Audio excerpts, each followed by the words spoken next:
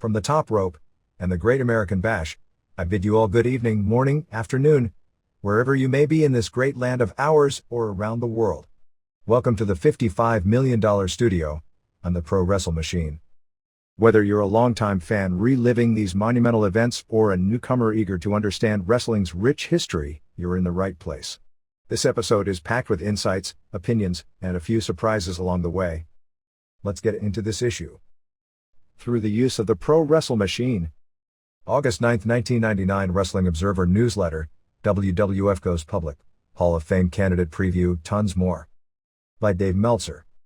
The World Wrestling Federation has officially changed its corporate name from Titan Sports Incorporated to World Wrestling Federation Entertainment Incorporated and announced on August 3 that it has filed papers to be going public. Bears and Stearns, Credit Suisse, First Boston Merrill Lynch and Company and Witt Capital Corporation will be underwriting the initial stock offering, and the date it becomes effective is still pending. The initial offering will be for $172.5 million in Class A common shares of company stock to be traded on the NASDAQ exchange as WWFE. The filing is the first of a multi-step process before the company can be traded. There is no specific timetable between the beginning of filing and trading, but the Securities and Exchange Commission decrees that during the process, there has to be a quiet period so the WWF can't release anything but the most basic information as it pertains to the filing. Initial reports of the company going public were released in late May, but with the death of Owen Hart just days later, the subsequent highly publicized lawsuits outstanding and other negative publicity, little was talked about this after that point. Over the past 2 weeks, the Rena Mero lawsuit was settled out of court and the Kansas City police ended their criminal investigation into the death of Hart without filing charges. The $172.5 million, based on previously published accounts, would represent approximately 20% in a company publicly valued at approximately $862.5 million. The latter figure would represent an approximation of the profit margin in the company last year multiplied by 17, which would mean over the past fiscal year, in the period from May 1, 1998 through April 30, 1999, according to the papers filed, Titan Sports Incorporated grossed $251.5 million and the actual profit was approximately $56 million. This would indicate approximately 12% of company revenue went to pay talent, figures that are unusually low for most upper echelon touring sports or entertainment franchises. The total gross and profit represent gigantic increases from the period from May 1, 1997 through April 30, 1998.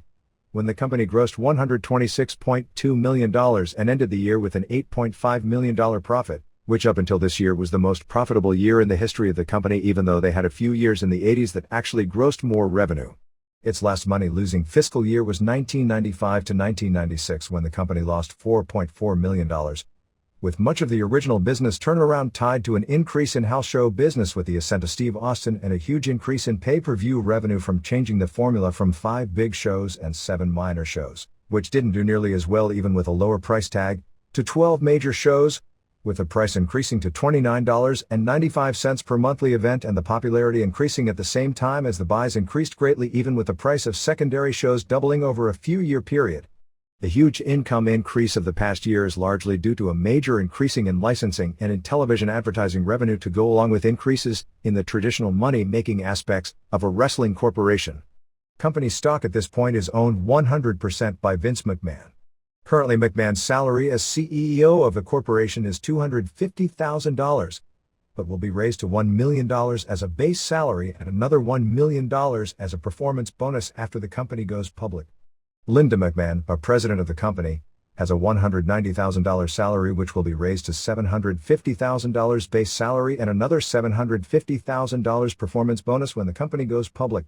The money raised in the offering will be used as capital to continue current wrestling business and help start new business ventures, some of which are already past the planning stages. The WWF plans to expand far beyond pro wrestling into numerous other businesses which include theme restaurants, perhaps theme hotels and a record label. There has even been talk of potential expansion into other sports-related industries. The basic theme appears to be to cross-market toward the 12 to 34-year-old male age group which the WWF brand name is strongest with. The Kansas City Police Department's criminal investigation into the death of Owen Hart was completed without any charges being filed. According to a story carried nationally by the Associated Press, Jackson County Prosecutor Robert Beard said on July 30, that there was no basis for an involuntarily manslaughter charge against the rigging coordinator. Such a charge requires that there be a substantial and unjustifiable risk of death, that the risk was disregarded and that the disregard was a gross deviation from what a reasonable person would do under the circumstances, he said. Criminal and civil matters are two separate issues, said Pamela Fisher of Calgary, part of the legal team that filed a suit representing members of the Hart family against Titan Sports for wrongful death. They are two different proceedings and I don't think it will have any impact on our case. The WWF on its website claimed the decision further supports the World Wrestling Federation's belief as to the truly accidental nature of Owen Hart's death. Hart's accident was one of those extremely unfortunate tragedies that sometimes occur despite the best of precautions. With next week being the Hall of Fame issue and it being past the balloting deadline, so these thoughts can influence the outcome, it seemed to be the time to look at this year's list of candidates and give my own thoughts on them and their qualifications, and give the reasons for my personal picks, being that this is as subjective as they come. Lou Albano. Albano's main claim to fame is his work as a manager in the WWF, more as a heel in the 70s and early 80s than his more national exposure as a babyface during the Hogan era or anything he did as an active wrestler. During the 70s, Albano's role was one of the rotating group of three managers, the others being Fred Blassie and the late Grand Wizard, who would bring in new heels every few months to challenge face champs Bruno Sammartino, Pedro Morales and Bob Backlund. Albano was the star manager of the group, and virtually always managed the heel tag team champions. He's a classic figure to anyone who grew up in the Northeast during the 70s. Through the primitive means of audio tapes before the days of videotape, I'd bet I heard 85% of his interviews in the New York market during that period, and he was at times hilarious and usually nonsensical. Still, he was no better than many other managers of that era, and some people totally forgotten in wrestling folklore like Ken Ramey for example, were actually tons better at drawing heat live. Although there is something to be said about a manager working the same territory as a heel for nearly 15 years. He was just more known because of New York being the center for wrestling magazines. The only difference between Albano and many other managers from the same era is that Albano was in New York, and he was better than most. There are four managers in already: Wild Red Barry, who was a pioneer and also a great wrestler during his day; Bobby Heenan, who Albano can't touch as a performer; Jim Cornette, who was far better on interviews and much better at drawing heat live but didn't manage headline acts like Albano, nor did he last as long in any territory; and Jimmy Hart, who for his relatively short period on top in Memphis is still the best manager I ever saw, although he always took a backseat to Heenan when he went national and isn't the legendary figure in the Northeast that Albano is. All I can say is I grew up during his prime period and couldn't vote for him, and that has nothing to do with what he turned into as a television parody of himself after his wrestling career ended. Arn Anderson, a very good worker and an excellent communicator who is one of the most respected performers by his peers. He had a decently long run as a star as a member of the Four Horsemen before injuries slowed him down and eventually ended his career prematurely. I don't see Anderson as a Hall of Fame performer, however. Ole Anderson, in the late 70s in Georgia. Ole Anderson was one of the best heels I ever saw, far more for his interviews than his wrestling inside the ring. I went back and forth on him, and the Anderson brothers are tag team legends in the Carolinas, but ultimately, the people I picked this year were more deserving. Linus Asuka. I didn't pick Asuka last year, and she came just a few votes from inclusion. There were several critical letters in the Observer that came from that decision, one of which contained points that I couldn't argue with. Inside the ring she has to rank as one of the best female workers who ever lived, and while her peak as a pop idol was short, only 2 or 3 women in their peak periods were ever more over. If there are going to be more than 5 women included, and there already are, there is no way to overlook Asuka. Bob Backlund. There are only a handful of wrestlers in history who had more time as world champion. Backlund was never a great worker, nor a good interview, but he headlined every major arena in the Northeast for 6 years and until his act wore thin at the end. Was a largely successful draw and enormously popular because the formula worked. He was also a star internationally stemming from holding the title and was one of the better real wrestlers of his era. His career went nowhere after losing the title except for the beginning of a quickly ending heel push in the 90s as the lame-brained conservative heel. He's not undeserving, but doesn't make my list. Cien Caras, a top guy in Mexico for more than 20 years, largely because there are so few true heavyweight heels. Not a great worker but a successful draw and a big name. Doesn't make my list. Masahiro Chono. This is the first year he's on the ballot. I expect that someday he'll make it. Chono is a very smart worker who has had a lot of very good matches, but due to injuries, has not been the wrestler he could have been for many years. Very charismatic, something people outside Japan may not truly comprehend. I expect to vote for him soon, but he barely doesn't make the cut this year. Carlos Colon, by all rights he probably should be in. Not a great worker inside the ring, but a great local draw for just about the entire decade of the 80s, who was the top man in his territory for more than 25 years. One can argue he was just a promoter who put himself on top and his territory didn't sustain once he passed his prime. But his lengthy run at the top plus the crowds he drew in the 80s should be enough to get him in. It's not exactly unspoken that the one thing that will be his hindrance in getting in is the death of Bruiser Brody, which also spelled the end of the glory days of his territory. Colon didn't kill Brody, but his name will always be in some form tarnished by the murder, the trial, and by the fact Jose Gonzalez was brought back to the company as a top star. I can avoid the issue this year by saying there are people out there more deserving. Terry Gordy, one of the best working big men ever until his career was derailed by a drug overdose in Japan. The Freebirds were a revolutionary team. His team with Steve Williams was considered the top team in the world at another time. Very close, but circumstances saw his career flame out early. Chavo Guerrero, an excellent worker, but a small wrestler in an era when it was a big man's sport. He was a star in the United States, particularly a top draw in Los Angeles, but for whatever reason his drawing power was only a few years and he was almost forgotten after that point. Japan is a great opponent for native junior heavyweight stars, and Mexico, something few can boast of, and it in his prime was one of the top workers in the world. He also wasn't much of a star after the age of 35. Not a Hall of Fame guy in my book. Gran Hamada, same first sentence as Chavo Guerrero. Probably every bit as good a worker, but even smaller, but beats Guerrero in the longevity department by a big margin. Both are roughly the same age, but Guerrero hasn't meant anything in wrestling in 15 years and Hamada is still a star, and a very good worker, today. Absolutely a Hall of Fame worker. Never quite a Hall of Fame star, but his longevity as a great worker doing a style that someone in their 40s shouldn't be able to do at all, let alone that well, is really unique. For longevity as a great worker I'm very close to voting for him, but didn't this year. Folk Han, absolutely the most revolutionary submission worker of this era. Still active today but clearly 2 years past his prime. He was the top foreign star for the Rings group from its inception. This is another guy I'm very close on, but didn't pick this year. Hiroshi Hashi, while Hashi in his prime was a top 5 worker in the world, I picked him and his working ability was not the top reason. He was never the big star in New Japan as a wrestler, although he had lots of spectacular matches, and because he left for political and other reasons, didn't have the longevity as either a star or a great worker. He's in because he was part of the booking team that created the New Japan dynasty, the same reason Pat Patterson, also a great worker, is in, although not exclusively because of his work. I can't forget what a leader by example Hashi was, unselfishly jobbing cleanly to get others who were far less talented over because he recognized that even though he was the most talented heavyweight in the company, his role wasn't to be the top guy. When the assistant booker cleanly jobs for guys he's tons more over than and tons more talented than, it ruins the excuses for others, and the clean job formula was a reason for the New Japan success. In addition, the fact he won a seat in the Senate after wrestling and went to the Olympics adds to me to his all-around credentials and profile. Shinya Hashimoto, to me picking Hashimoto is a no-brainer because of his track record of headlining so many of the biggest gates in history, not to mention that despite his look, he's generally been a great world champion inside the ring as well. He is one of the best I've ever seen when it comes to hot tags and comebacks. Michael Hayes, to people who have only seen him on WWF, the name in a Hall of Fame must look like a joke.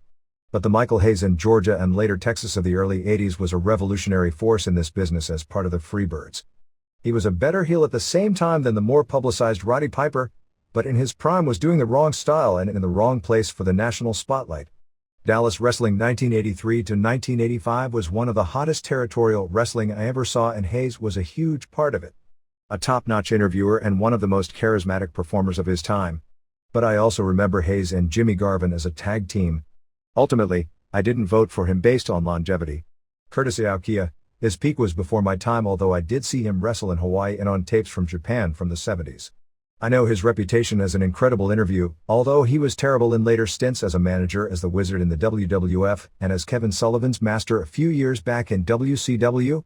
He didn't come across to me as a Hall of Fame guy, although I will say there are people who have been everywhere and seen everything in this business who have a tremendous respect for him and picked him. Cactus Jack, I voted him last year and he came 1 vote short, and if anything, this was easily his best year ever as far as being a mainstream superstar. I don't think there is any doubt he will be remembered for a long time as a legend in this business, and at least to me, picking him is a no-brainer. He has weaknesses in his game, and some of the aspects of the style he revolutionized may prove, due to the increased injury rate, to not necessarily be great in the long run, but it's really popular now. Even without being revolutionary, his combination of being such a great interview and being the best brawler for 8 years running and his current almost cult hero status should clinch it.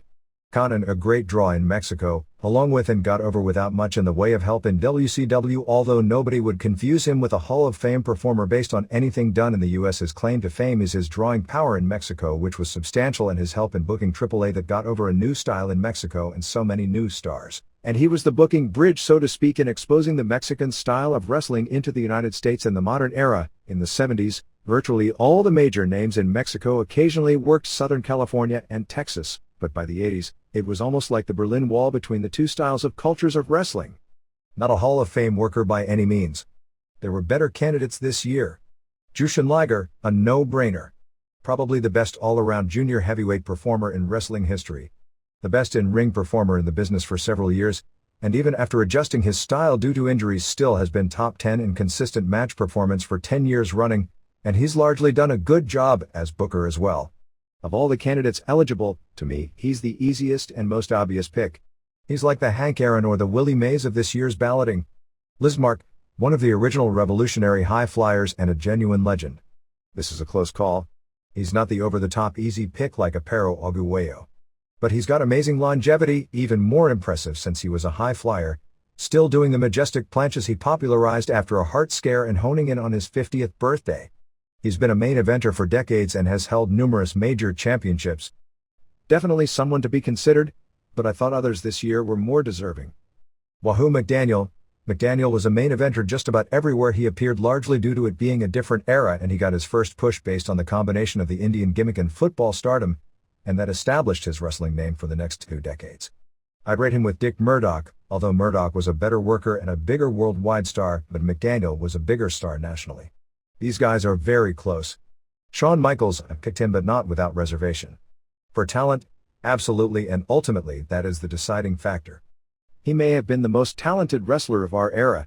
There were others who had more great matches, but Michaels' best performances were borderline unbelievable. He had enough great matches and at his peak was one of the biggest stars in the game. His career ended early, so he didn't have the longevity of others. In addition, he was a mid-card tag team guy for most of his career, but he did have great matches in that role. He really only headlined on his own for a few years. There were also strong negatives about his track record in regard to the nature of his title losses almost throughout his entire career. During his short period on top, he was a good draw, but never a great draw, but often was unprofessional. But his talent and success as a superstar for the last few years of his career is enough to get in. Bill Miller, a very good big man for his era and a legit great athlete. Miller to me is a close call but doesn't make it in. Gorilla Monsoon, certainly the greatest break he ever got was his ring name. The name and the fact he was always around for most of 4 decades made him a legend. I don't see him as a Hall of Famer as a wrestler, let alone as an announcer. Fabulous Moolah in 1996, when this was started, I thought Moolah was a no-brainer, and actually somebody disagreed with me bringing up, was Moolah a great worker? Was she even ever a headliner? Can you even remember one classic match she was in?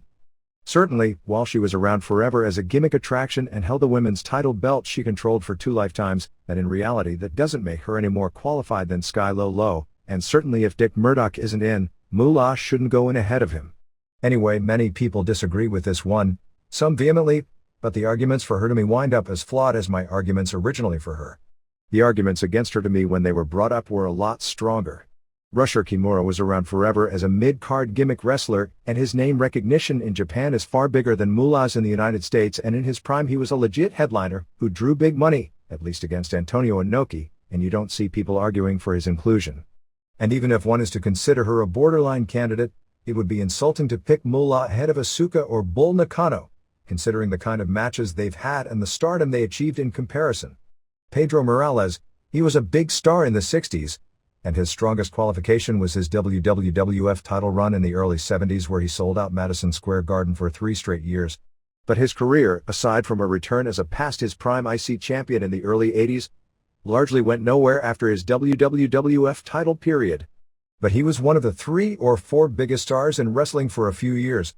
I'd consider him, but there are better candidates this year.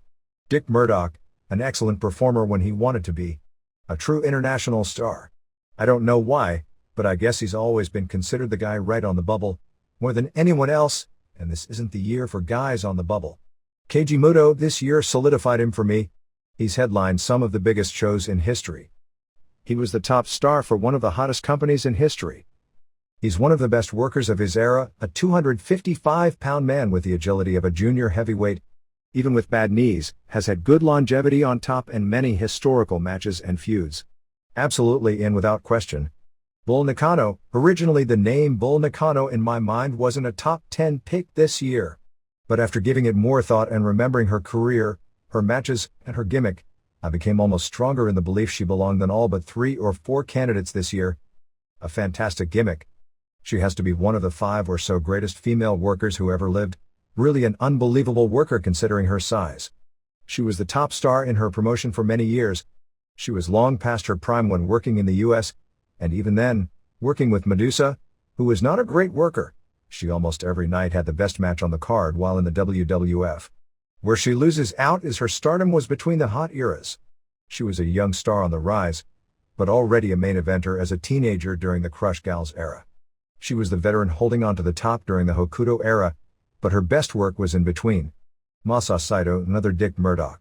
To me, Saito and Hamada are 2 of the most underrated performers of modern times. Even more impressive was how after missing 2 years of his career due to a prison stay, he came back out in his mid-40s and had the best singles run of his career. A great real wrestler, who kept himself in great condition until about the age of 50.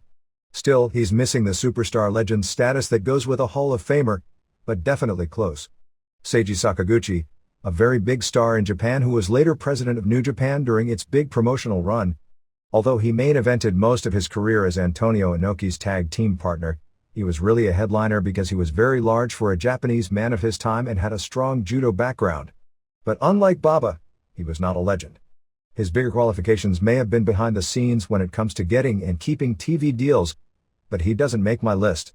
El Satánico Daniel Lopez has held more titles than any wrestler in Mexican history. But even with that, I don't see him as a Hall of Fame guy. Ken Shamrock, certainly not the Ken Shamrock in the WWF. That person is a good wrestler but in no way a Hall of Fame wrestler. This is one of the more interesting candidates. In work pro wrestling, it's a no. In shooting pro wrestling, it's a yes. He'll go down as the pioneer legend of it if it continues to exist, and my presumption is in some form it will. If he had been born Japanese as opposed to being trained Japanese, he'd have been a national legend. I could be wrong on this one, but I think history will record Shamrock's legacy very well. As a pro wrestler, he was one of the founders of a legit promotion and the toughest of the originals in that office. He was the first King of Pancrase champion, winning one of the toughest ever real tournaments, while injured, over some very good shooters, at least by the standard of time it was.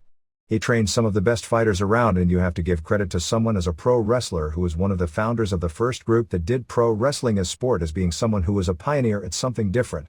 He did well in UFC and is already established there as one of the 2 pioneer legends with Royce Gracie in that world, which can be argued isn't pro wrestling, but it can't be argued that he wasn't a pro wrestler or that he didn't excel in real competition within the framework of pro wrestling. If Karl Gotch is in because he was a great shooter and a god in Japan because of it, and as a trainer, Shamrock is this generation's version, except he had to prove it in real competition.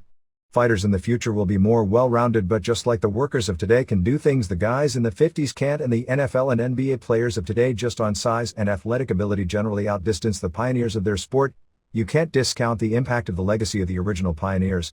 He had 2 real wins over Boss Rutan, and in 4 years in Pancrase and UFC only suffered 4 losses, 1 on a split decision fighting with a broken rib, 1 a business loss that shouldn't really count, 1 a legit loss to Royce Gracie when he was giving away far too much experience, having only trained a few months for real fighting, and even then within a framework playing against a more experienced guy under his own rules, and another loss which may have been a business loss as well. You can argue longevity, but inherently longevity has to be judged based on conditions. A shooter can't have the longevity of a worker for numerous reasons. Just as longevity due to the style of a Japanese woman wrestler can't be the same as of a male wrestler, so you have to adjust the standards for the style. No matter how he does in his comeback, Shamrock has already established enough to get my vote. Tiger Jeet Singh. A legend in Japan for being Antonio Inoki's famous opponent in the 70s. To me, Singh was just a creation of Inoki who was around forever and had name value for famous matches, but not for good matches, and he was never a big star outside Japan. Sergeant Slaughter. Slaughter in the early 80s Carolinas and WWF was one of the best working big men of his time, and a very effective heel. In 1984, Slaughter for a short period of time was probably behind only Hulk Hogan as the top babyface in the entire business, but his work fell off from there and he spent years living off his one big year in the WWF. I don't see him as a Hall of Famer.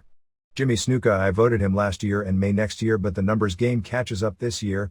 Although his true superstardom was only limited to a few years in the WWF, and he self-destructed when he could have been even bigger, he was a big star from the early 70s and was absolutely huge for a few years in the 80s. His popularizing the splash off the top changed the game in the United States, and he was really great in his day. But I have reservations still about him for a career being ranked ahead of Murdoch, even though Murdoch never had a popularity peak that could come close to Snuka's, and Murdoch also never changed the game or popularized a move. Wilbur Snyder, from what it seems to me, he was a borderline pick from another era, maybe like Wahoo, only a generation earlier. I saw him at the end of his career, and while he had the reputation as being somebody really good, it wasn't like he was a local or a national legend at the level of his longtime tag partner Dick the Bruiser. Undertaker, this is a controversial pick, but to me he makes the list. He's been a headliner constantly for 9 years, which isn't an eternity, but he was part of some huge money programs and is currently one of the hottest guys with a company that's on fire. He's not the best worker, and people can rightly claim it's mainly the Superman monster gimmick that got him over, and many could have gotten over with it. But few would have stayed over with its limitations for this long. He's had great matches, but they were usually with super workers, and clearly is not a Hall of Fame worker, but he's a Hall of Fame star. Bobo, Crusher and Bruiser and the likes were not at any point in their lives bigger stars than Undertaker, although they did all have more longevity, and nobody questions if any of them belong. And Undertaker was better in the ring than any of them. Kerry Von Erich, from 1983 to 1985, he was one of the 3 or 4 hottest stars in the business, and had some classic matches with Ric Flair that drew all over the country. People have forgotten his name since he first self-destructed, then committed suicide at a young age. Ultimately, he didn't have enough years in the spotlight before self-destructing to make it. Steve Williams, he had great matches in All Japan, and there was a period of time where he was an excellent worker, but was never the charismatic force, and to me also never established himself as a superstar that's strongly outside Japan and also doesn't have the longevity. We also had a category for non-wrestlers similar to baseball. While the standards 60% vote for inclusion are the same, they don't count against the 10 picks. Eric Bischoff, he got some consideration from people last year, and he probably is more responsible than Vince McMahon for creating, not for keeping, the popularity boom of the business over the past 3 years. But plenty of promoters have had great 2 or 3 year runs, and the key for a promoter to make this list is 10 or 20 years of consistent successful promoting. Some could bring up Antonio Pena, who is in, but Pena had his first run which changed the business in his country after changing the business the first time as a creative booker, and now with no talent is having another strong run. Bischoff, to me, despite his initial success and the doors that have been opened to wrestlers, isn't looking very good these days, and even if he was, needs years more of success to stand the test of time.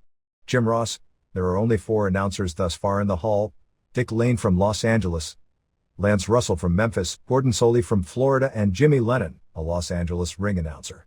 Ross has taken the art form past what any of his predecessors did.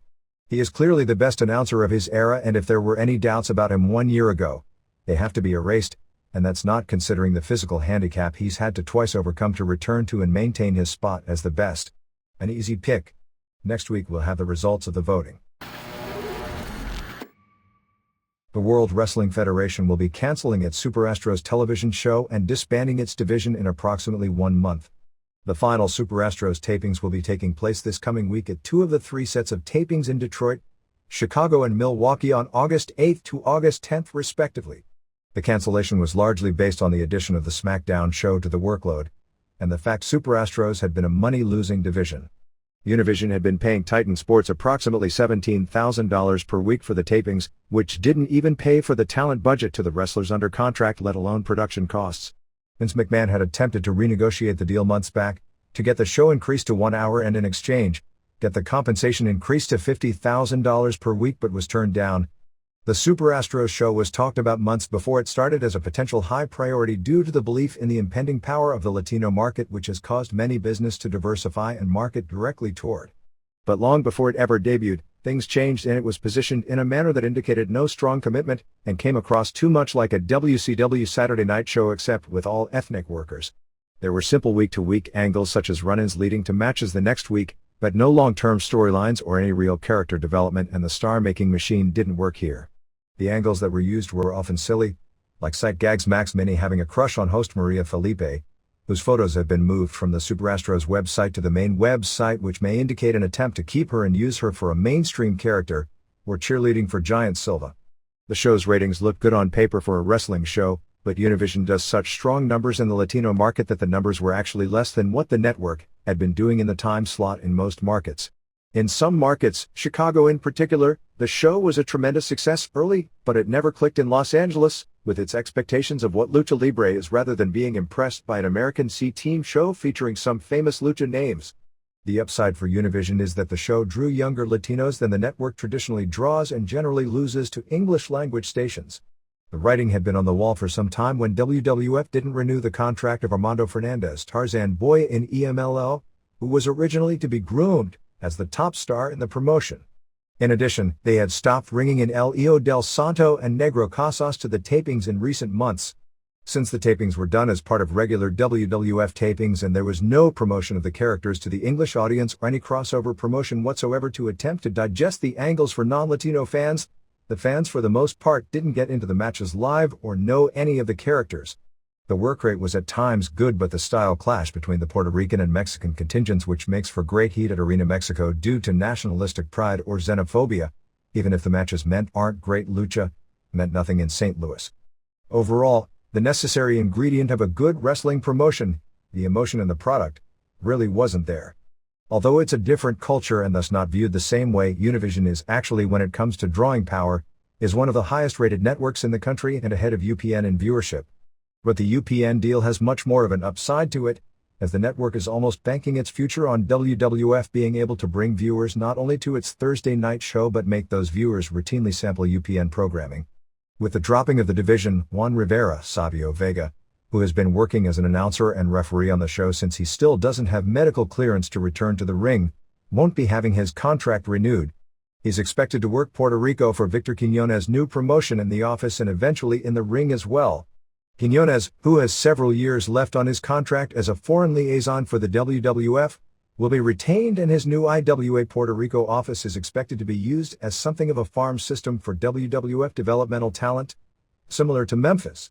The plan right now is to also let go all the other wrestlers under contract working this division, such as the Six Minis. Max Mini, Nova and Torito in particular provided some spectacular moments, but as is the case with Minis, they are best as a novelty and it's hard to do programs with them. Jose Estrada Jr., Jesus El Maringuero Castillo, Apollo Dantes, and Pantera. Miguel Perez, Takamichi Noku, Sho Funaki and Papi Chulo are expected to be retained by the WWF in minor roles. Perez, although not strong on natural charisma, is a very good worker who can do a lot of different styles. He will probably work as a regular for Quiñones in Puerto Rico but be flown in as a utility-type player for television tapings. Michinoku and Funaki are a long-time tag team that can be used in opening match road programs and potentially hot television matches against the likes of the Hardy Boys, The Brood, and eventually Too Much.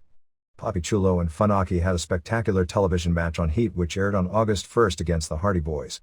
They also are expected to work as regulars if and when the Puerto Rico territory gets going, but Taka and Funaki may also be used as opening match wrestlers on certain WWF house show tours.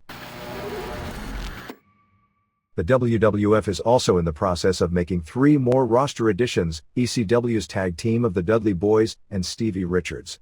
While none had signed contracts at press time, the Dudleys reached a verbal agreement during the week with Jim Ross and started an angle that would lead to their finishing up with ECW.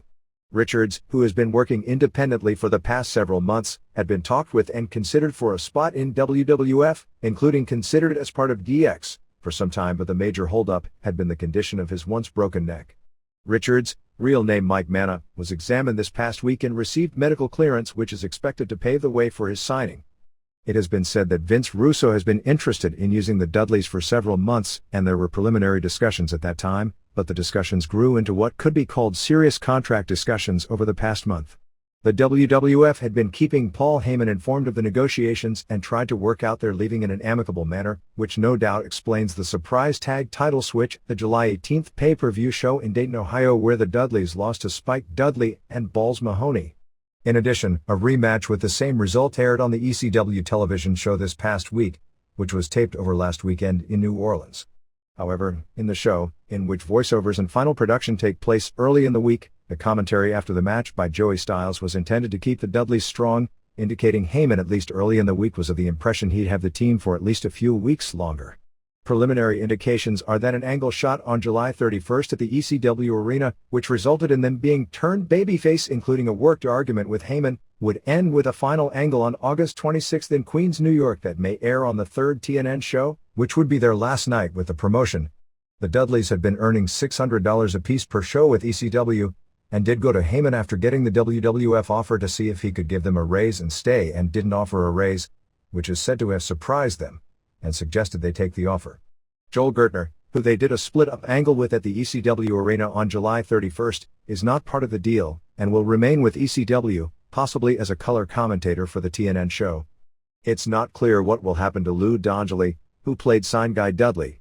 There has been a lot of discussion since the deal became public knowledge in midweek as to whether the Dudleys would become another public enemy.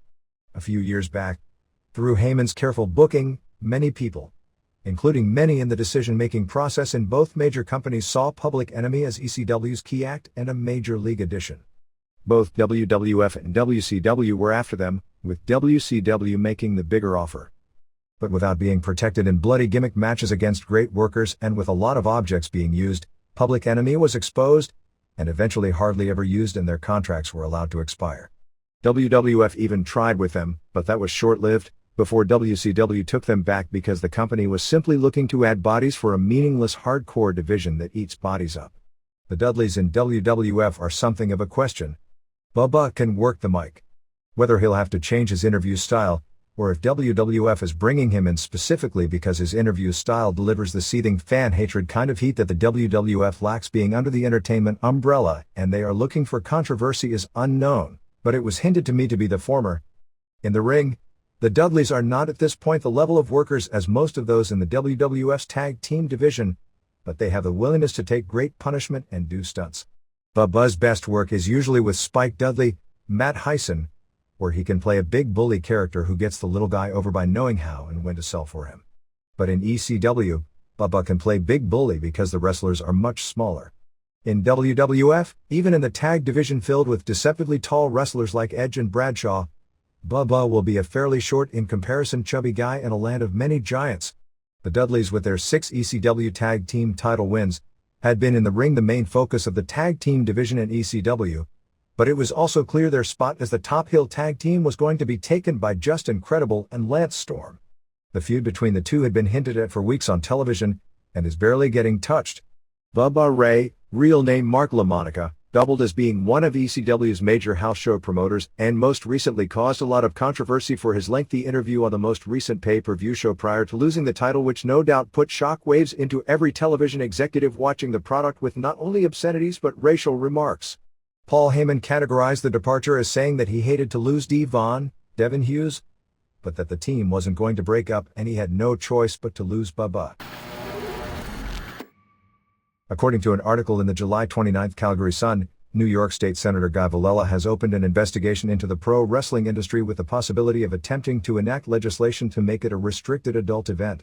The article quoted John Bonville, the senator's legislative director, as saying a Senate task force would be launched early this month, and if they can determine a connection between wrestling and violence, a bill will be introduced. Bonville said the senator decided it was time to investigate pro wrestling, citing the death of Owen Hart as being a big part of that decision. Members of the Hart family were asked to testify in the hearing but declined, citing the ongoing lawsuit of Martha Hart, her 2 children, and Owen's parents Stu and Helen against Titan Sports. There was a historical precedent to a degree for restricting attendance to pro wrestling events in New York, after the infamous 1957 riot at Madison Square Garden stemming from a match with Dr. Jerry Graham and Dick the Bruiser versus Antonino Rocca and Edward Carpentier, which resulted in some fan injuries. Wrestling was nearly banned in New York State, and a compromise was worked out where the State Athletic Commission banned children under 14 from attending events in Madison Square Garden. No such ban was enacted in other arenas, a ban which continued well into the 70s. which actually makes many of the attendance marks during the title reigns of both Bruno Sammartino and Pedro Morales that much more impressive since kids weren't allowed at the shows, and during the Morales era, MSG was a guaranteed sellout. In 1985, New York State Senator Abraham Bernstein presided over hearings, which were comical in nature, to investigate pro wrestling because of the claims of rule breaking and poor sportsmanship in the matches. Nothing ever came of that. Nor can much come of this. It simply isn't going to happen because a law would have to be complicated, and an outright ban, which would garner a ton of publicity, would still never pass due to the economic power and political clout, with WCW being part of the Time Warner family of the industry today. First off, inherently, whether pro wrestling is in any form bad for children is very much a debatable point. The death of the 3-year-old child in Dallas that has been publicized to death notwithstanding, there doesn't appear to be an epidemic of wrestling-related injuries. If there was a study done where injuries to kids imitating what they see on wrestling were greater than injuries on playgrounds playing baseball or football, it would at least be a subject to look into. All companies are different, and all versions of what pro wrestling exactly is slightly differ. Would it be fair to ban children from attending, say, indie events that are at a high school that are toned down and just have wrestling without any dirty language, sexual antics, foreign objects, or blood to be banned from children attending as a form of entertainment because other companies include all of those in their show? And how would you define the terms to separate the few that don't with the multitude who do? Because one wrestling company, ECW for instance, has Bubba Ray Dudley do an obscenity-laced and race-baiting crowd monologue to raise heat using terms and language that many would find offensive to children or even adults. Should that be used to create legislation for an entire industry? Most wrestling companies today have a heavy sexual edge to their presentation, some obviously more than others. Certainly most of the questioning and publicity would be at the WWF, but the truth is their house shows, aside from Suck It and Show Your Puppies chants that often come from the audience. We've all heard far worse language chanted, particularly at bad officiating calls, at sports events on every level. There are valid questions that probably need to be asked about aspects of the WWF product on television, more earlier in the year than today, but still today, given the audience that is watching, and quite possibly the ECW product depending upon what form it takes on a Friday night at 8 p.m. Eastern and 6 p.m. Mountain Time, depending upon the demographics it draws. And WCW isn't immune from questions either. There really aren't any aspects of a live WWF performance that are more risque than many entertainment events that children aren't banned from attending, such as R-rated movies. A live performance can be argued comes across more real and graphic than the same thing on a movie screen, particularly to kids. I couldn't argue that there are aspects of an ECW live performance that are totally irresponsible when performed in front of children under a certain age. The most questionable items, at least as they pertain to WWF, occur on the Raw television show, and banning children from attending live matches without changes in both the content and demographics of the television show might garner some political headlines, but would accomplish little. I believe that ECW as it currently exists, and it could change over the next 2 months, should voluntarily institute a ban of children attending matches as a marketing ploy, and because some of the things they do at shows is hardly child-friendly entertainment. It would give them more freedom to have a wilder show and might be good as a publicity tool to once again separate them from their more popular competitors. There was a discussion a few months back between Joey Styles and Phil Mushnick when Mushnick was giving a speech where Styles tried to differentiate ECW from WWF on the guise that ECW does what it does, but it doesn't market to children. Mushnick brought up the idea of a self-instituted ban on children attending if that were the case. Unfortunately, that attempt at differentiation and the argument about not marketing to children by ECW has since fallen apart due to marketing action figures that are being sold at children's toy stores. There are already video stores that won't allow children to rent WWF videos. There are valid arguments and prominent tapes of antics on television from all 3 major groups that would open up the industry to questions. And it is true that its potential effect on possible children watching was one of the strongest arguments of opponents of UFC, emotionally, not logically, being that those same forces didn't go after pro wrestling, boxing and kickboxing, all of which are more visually violent and appear more dangerous to children, that were successful in destroying that industry. Ultimately, the popularity is good for a few headlines, just as it was in 1985. And just like in 1985, if anything does happen, the odds are still good that it would wind up a silly charade with nothing beneficial accomplished.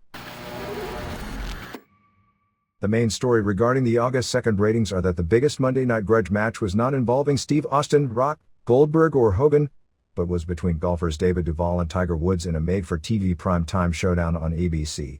Probably related to the Monday Night Golf, which on paper wouldn't figure to hurt wrestling due to the differences in audience and demographics, wrestling viewership dropped substantially from the norm. In addition, the quarter-hour breakdowns ebb and flow didn't necessarily come when the biggest stars were on the tube. The Duvall vs. Wood showdown, which went head-to-head with all 3 hours of Monday Night Wrestling, did a 6.91 rating and a 12.47 share, which is nothing special as a rating for primetime network programming but is considered a strong enough showing in primetime anyway because of golf's favorable demographic profile to advertisers. Raw dropped from a near-record 7.11 last week down to a 5.86, a loss of nearly 1.5 million viewers. But Nitro didn't pick up any of the slack, as it also lost approximately 450,000 viewers as compared with last week in the head-to-head 2 hours, meaning the total wrestling audience in 1 week fell from approximately 11.7 million to approximately 9.8 million. Raw's 5.86 was composed of a 5.80 first hour and a 5.92 seconds hour, and the show as a whole did a 9.4 share. Nitro did a 3.04 rating, 3.61 first hour, 2.35 seconds hour, 3.16 third hour, and a 5.0 share. Nitro's second full hour was the lowest rated hour for a Nitro broadcast in recent memory.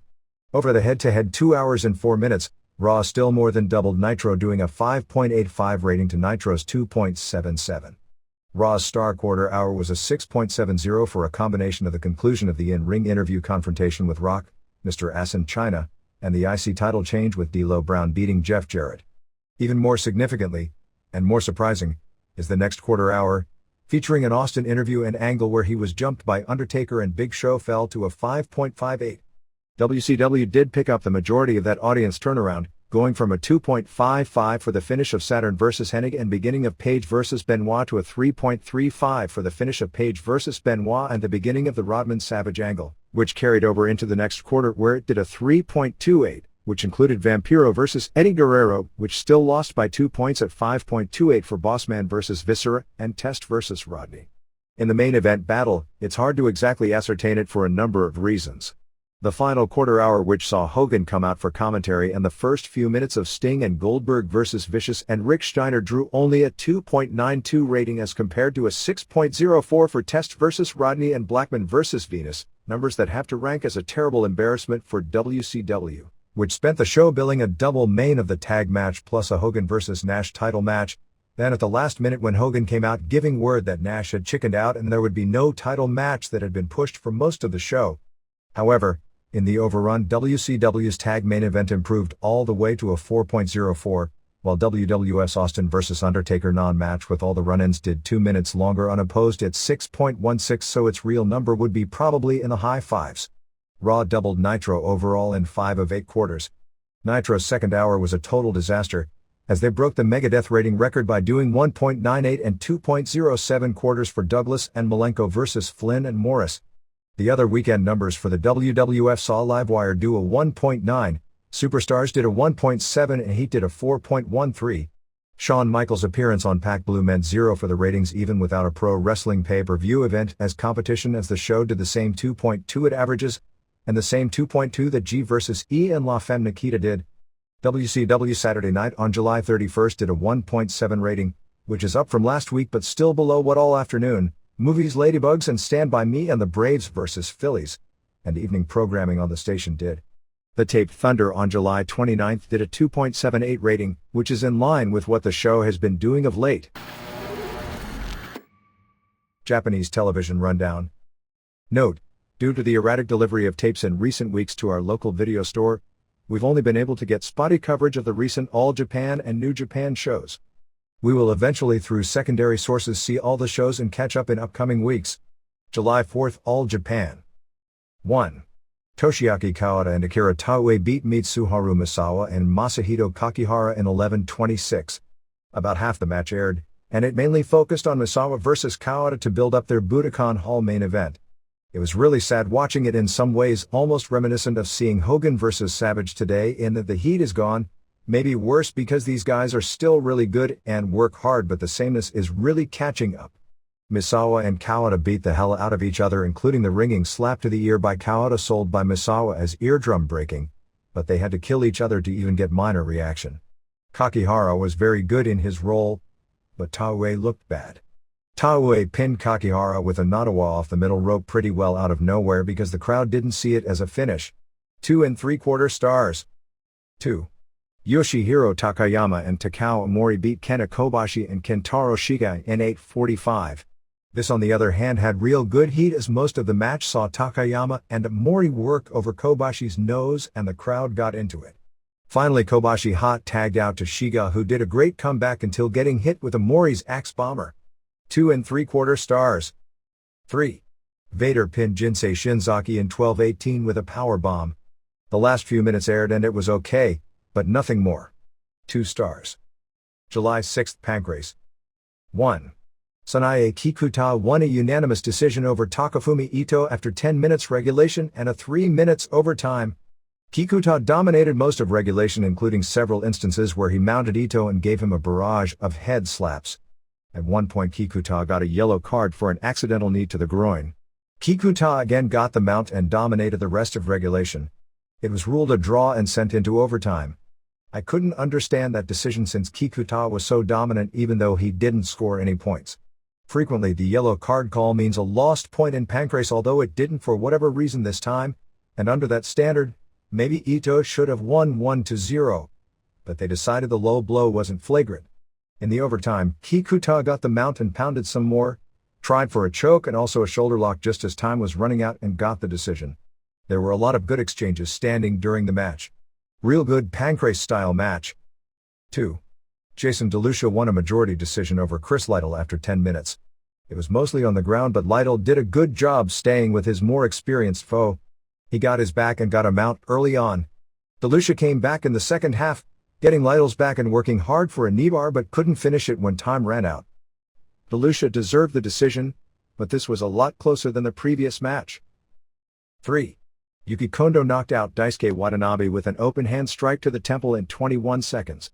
Not much to say about that as they just traded hard slaps until Watanabe went down. 4.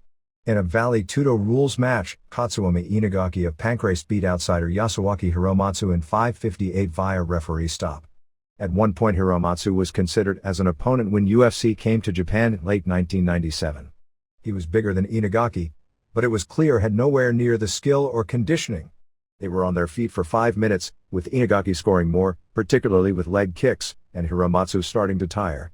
Finally Inagaki took him down and pounded on him pretty badly from the top with punches and headbutts before the ref stopped it. 5. Keiichiro Yamamiya beat Leon Dake via a very controversial ref stoppage in 2:05. This was a battle of wild blows, so it was an exciting match. They were on their feet trading when Dake caught Yamamiya only 50 seconds in with a kick to the head that put him down. It looked like he was out, but he got up and they started trading slaps and kicks again, and Yamamiya knocked Dake silly with a palm to the eye. Dake was wobbly, but the ref allowed it to continue. They continued throwing, and this time Yamamiya did catch Dake with what appeared to be a glancing blow, and Dake went down, appearing more from losing his footing than a knockdown, and the ref immediately stopped it. Dake was furious because it was by far the weakest of the 3 knockdowns, looked closer to a slip, and even if it was a knockdown, he was clearly alert. 6. Semishield beat Asami Shibuya in 12:06. Shibuya kept it on the ground, which you basically have to do against Shield because of his ridiculous reach. Shield was on top most of the way, trying to make life miserable with forearms chokes and going for submissions. Shibuya was going for moves from the bottom as well, so from a technical standpoint this was a really good match. Shibuya came really close with an armbar. Shibuya was able to keep the fight on the ground, which kept it competitive. Eventually Shield got his killer knee into Shibuya, who took the blow and then took Shield down. Eventually Shield, with his long arms, didn't even get fully behind Shibuya but was able to reach around and secure a deep choke anyway for the tap. For Pancrase, this was a pretty good show. July 18th, All Japan. This was the 3-match series with the Untouchables, Misawa and Kakihara and Yoshinari Ogawa, versus Burning, Kobashi and Shiga and Jun Akiyama. It sounded like a pretty good idea, but between the dead crowd, disappointing matches and horrible television production, it was probably the worst All Japan television show so far this year. 1. Misawa pinned Shiga in 8:09 with a Tiger Driver. This may have been the worst Misawa match I've ever seen. He did very little and didn't look good in what he did, seemingly all physically banged up. Shiga, who because of his size is easy to get underdog heat, didn't get any. 1/2 of 1 star. 2. Kobashi pinned Kakihara in 11:58 with a lariat. Kakihara did a great sell for the finish. No heat at all, but the match was decent. 1 3/4 stars. 3. Akiyama pinned Omori in 1750. Both guys worked hard and it was a good hard match, but its impact was largely killed because the crowd was dead. Akiyama won with the exploder. 2 3/4 stars. 4. Omori and Takayama and Gary Albright beat Johnny Ace and Bart Gunn and Johnny Smith in 1850.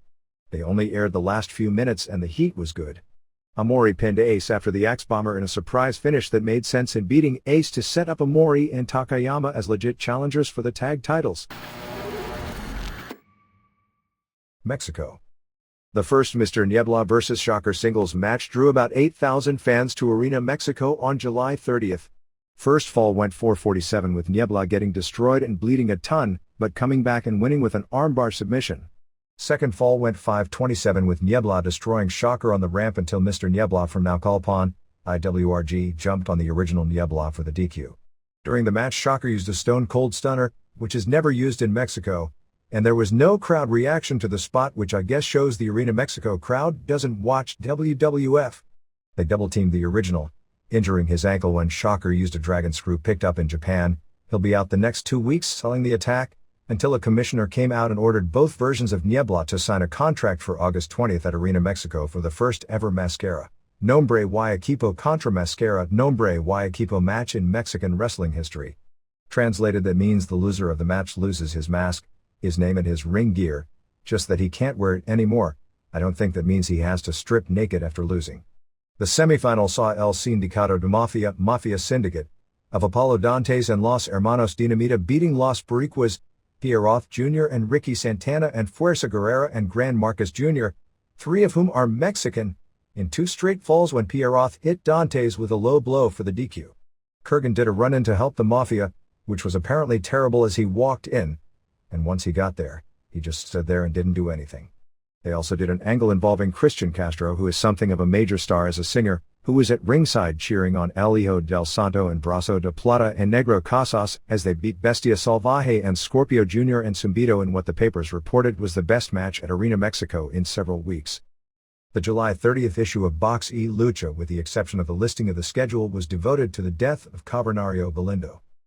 As expected, Hirata Morgan won the IWRG IC heavyweight title from Pierroth Jr. on August 1st in Naucalpan before 1,800 fans, winning cleanly with a power bomb. Pierroth left after the match to return to Puerto Rico and isn't due back until November. On July 27th at Arena Coliseo, they did a trios match to push for an Atlantis vs. Villano Tercero CMLL light heavyweight title match, which I believe took place on August 3rd when Villano scored a clean pin in the third fall and cut up Atlantis after ripping up his mask. Also, Enemigo Público won a hair versus hair match over Angel de Plata. Público was seconded by Mexican Olympic wrestler Guillermo Diaz. Antonio Pena is talking about emulating the US and doing one major show per month starting in September, and has also talked of running a major show in Los Angeles this year at the Sports Arena, but that can't work because the TV situation is entirely different than it was when they were doing big business. Not to mention he doesn't have anywhere close to the star power he had in those days, nor is Lucha Libre overall as popular in the community. He also said that in the final show of the year he's going to bring back the 6-sided ring cage that he used on December 9, 1995 at the Los Angeles Sports Arena in what I'd call the single greatest stuntman brawl style match I ever saw. At this point it looks like it'll be the Kickboxers against Los Vatos Locos in that match. El Sanguinario didn't lose his hair in the stipulation match in Monterrey a few weeks back, as he still has it. August 6th in Tijuana has Atlantis and Villano Tercero versus Blue Panther and Super Astro in a Parejas Increíbles match. Rivals as partners, IWRG Niebla defends his IC middleweight title on the August 8th Naucalpan show against Cyclone Ramirez. The two went to a draw in a non-title match on August 1st. Gigante Silva returns to Arena Mexico on August 6th, but Kurgan isn't booked on that show. EMLL has a 16 women one-night tournament for the Millennium Cup on August 14th in Mexico City, which will include veterans like Irma Aguilar and Irma Gonzalez, who date back to the 50s. They are also introducing a new woman wrestler on that show named Lewinsky.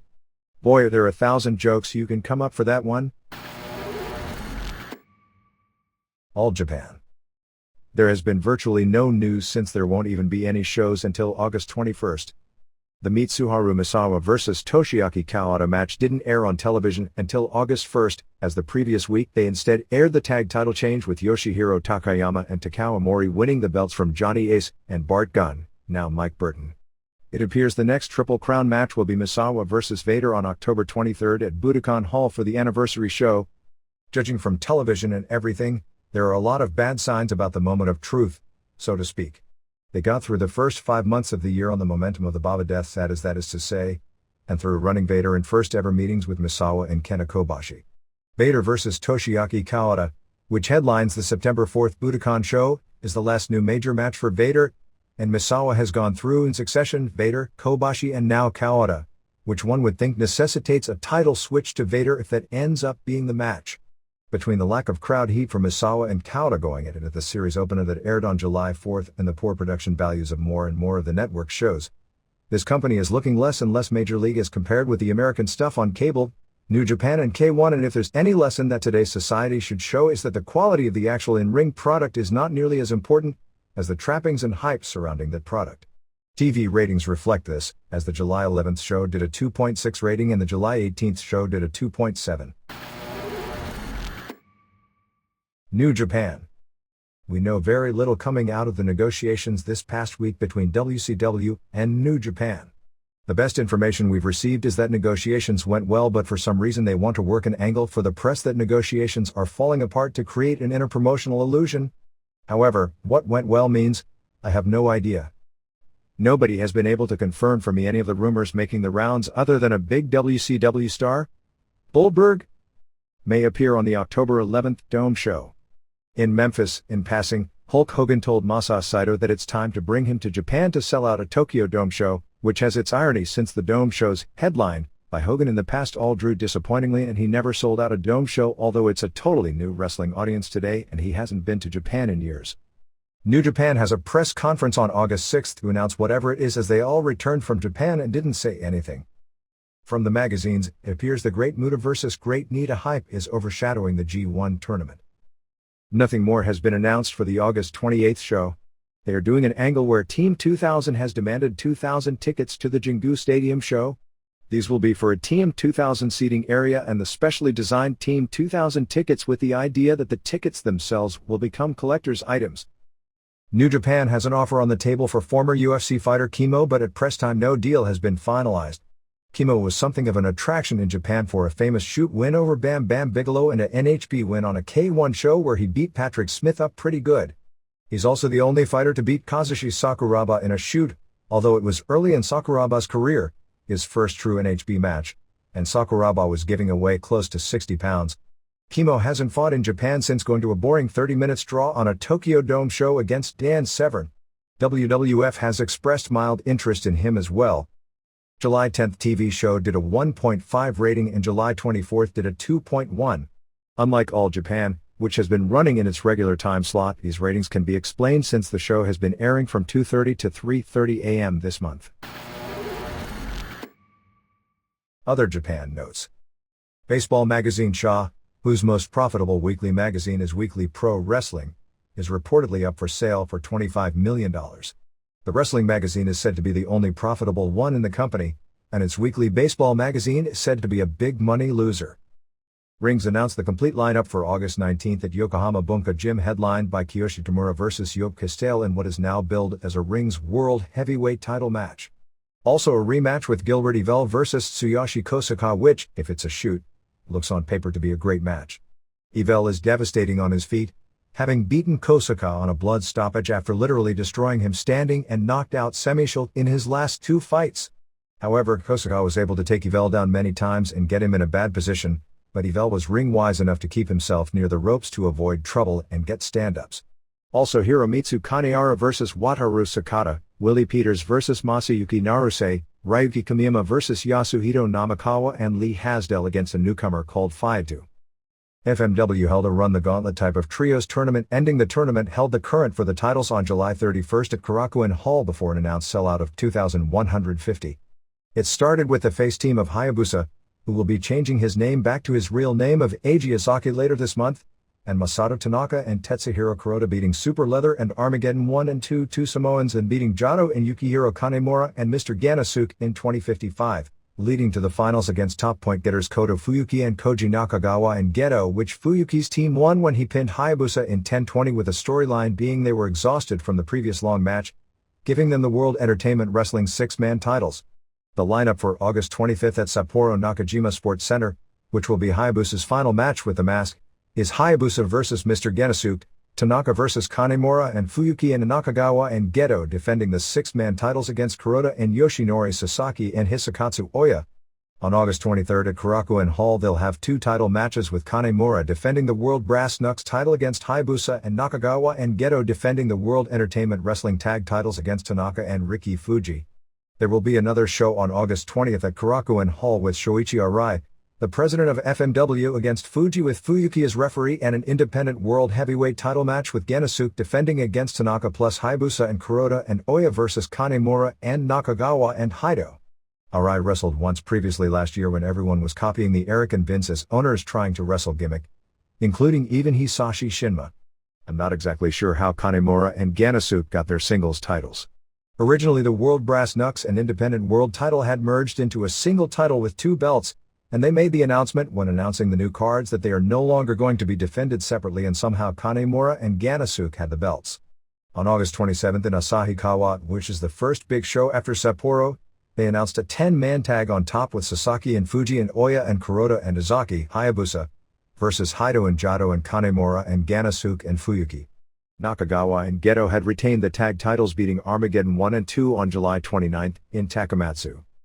Big Japan ran a semi-big show on July 31st at Hakata Star Lanes with Masayoshi Motegi retaining the Big Japan Junior title, beating Spider-Man and Ryuji Yamakawa, and Mike Samples winning the Big Japan tag titles, beating Shadow WX and Tomoaki Honma in 23:02.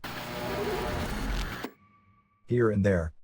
Alex Lovett, 25, a Florida independent wrestler who used the ring name of Yule Lovett, passed away on July 31st due to cardiac arrest while on a wrestling tour of Peru while at a local steakhouse in Lima, Peru. Details are sketchy, other than Lovett, who has wrestled for many Florida independent offices for about 1 year, was on a tour put together by Steve Kieran and collapsed at the restaurant and wasn't able to be revived. In a rare example of WWF and WCW wrestlers appearing on the same bill, a benefit show for WCW referee Brian Hildebrand on July 30th in Rostraver, Pennsylvania raised about $30,000 to help pay his escalating medical bills from stomach cancer. The show, put together by Shane Douglas and Dr. Mark Keenan, area indie wrestler Cody Michaels, featured probably as loaded a lineup of big names as on any indie show, which is a testament to how well-liked Hildebrand is among his peers, drawing about 1,500 fans.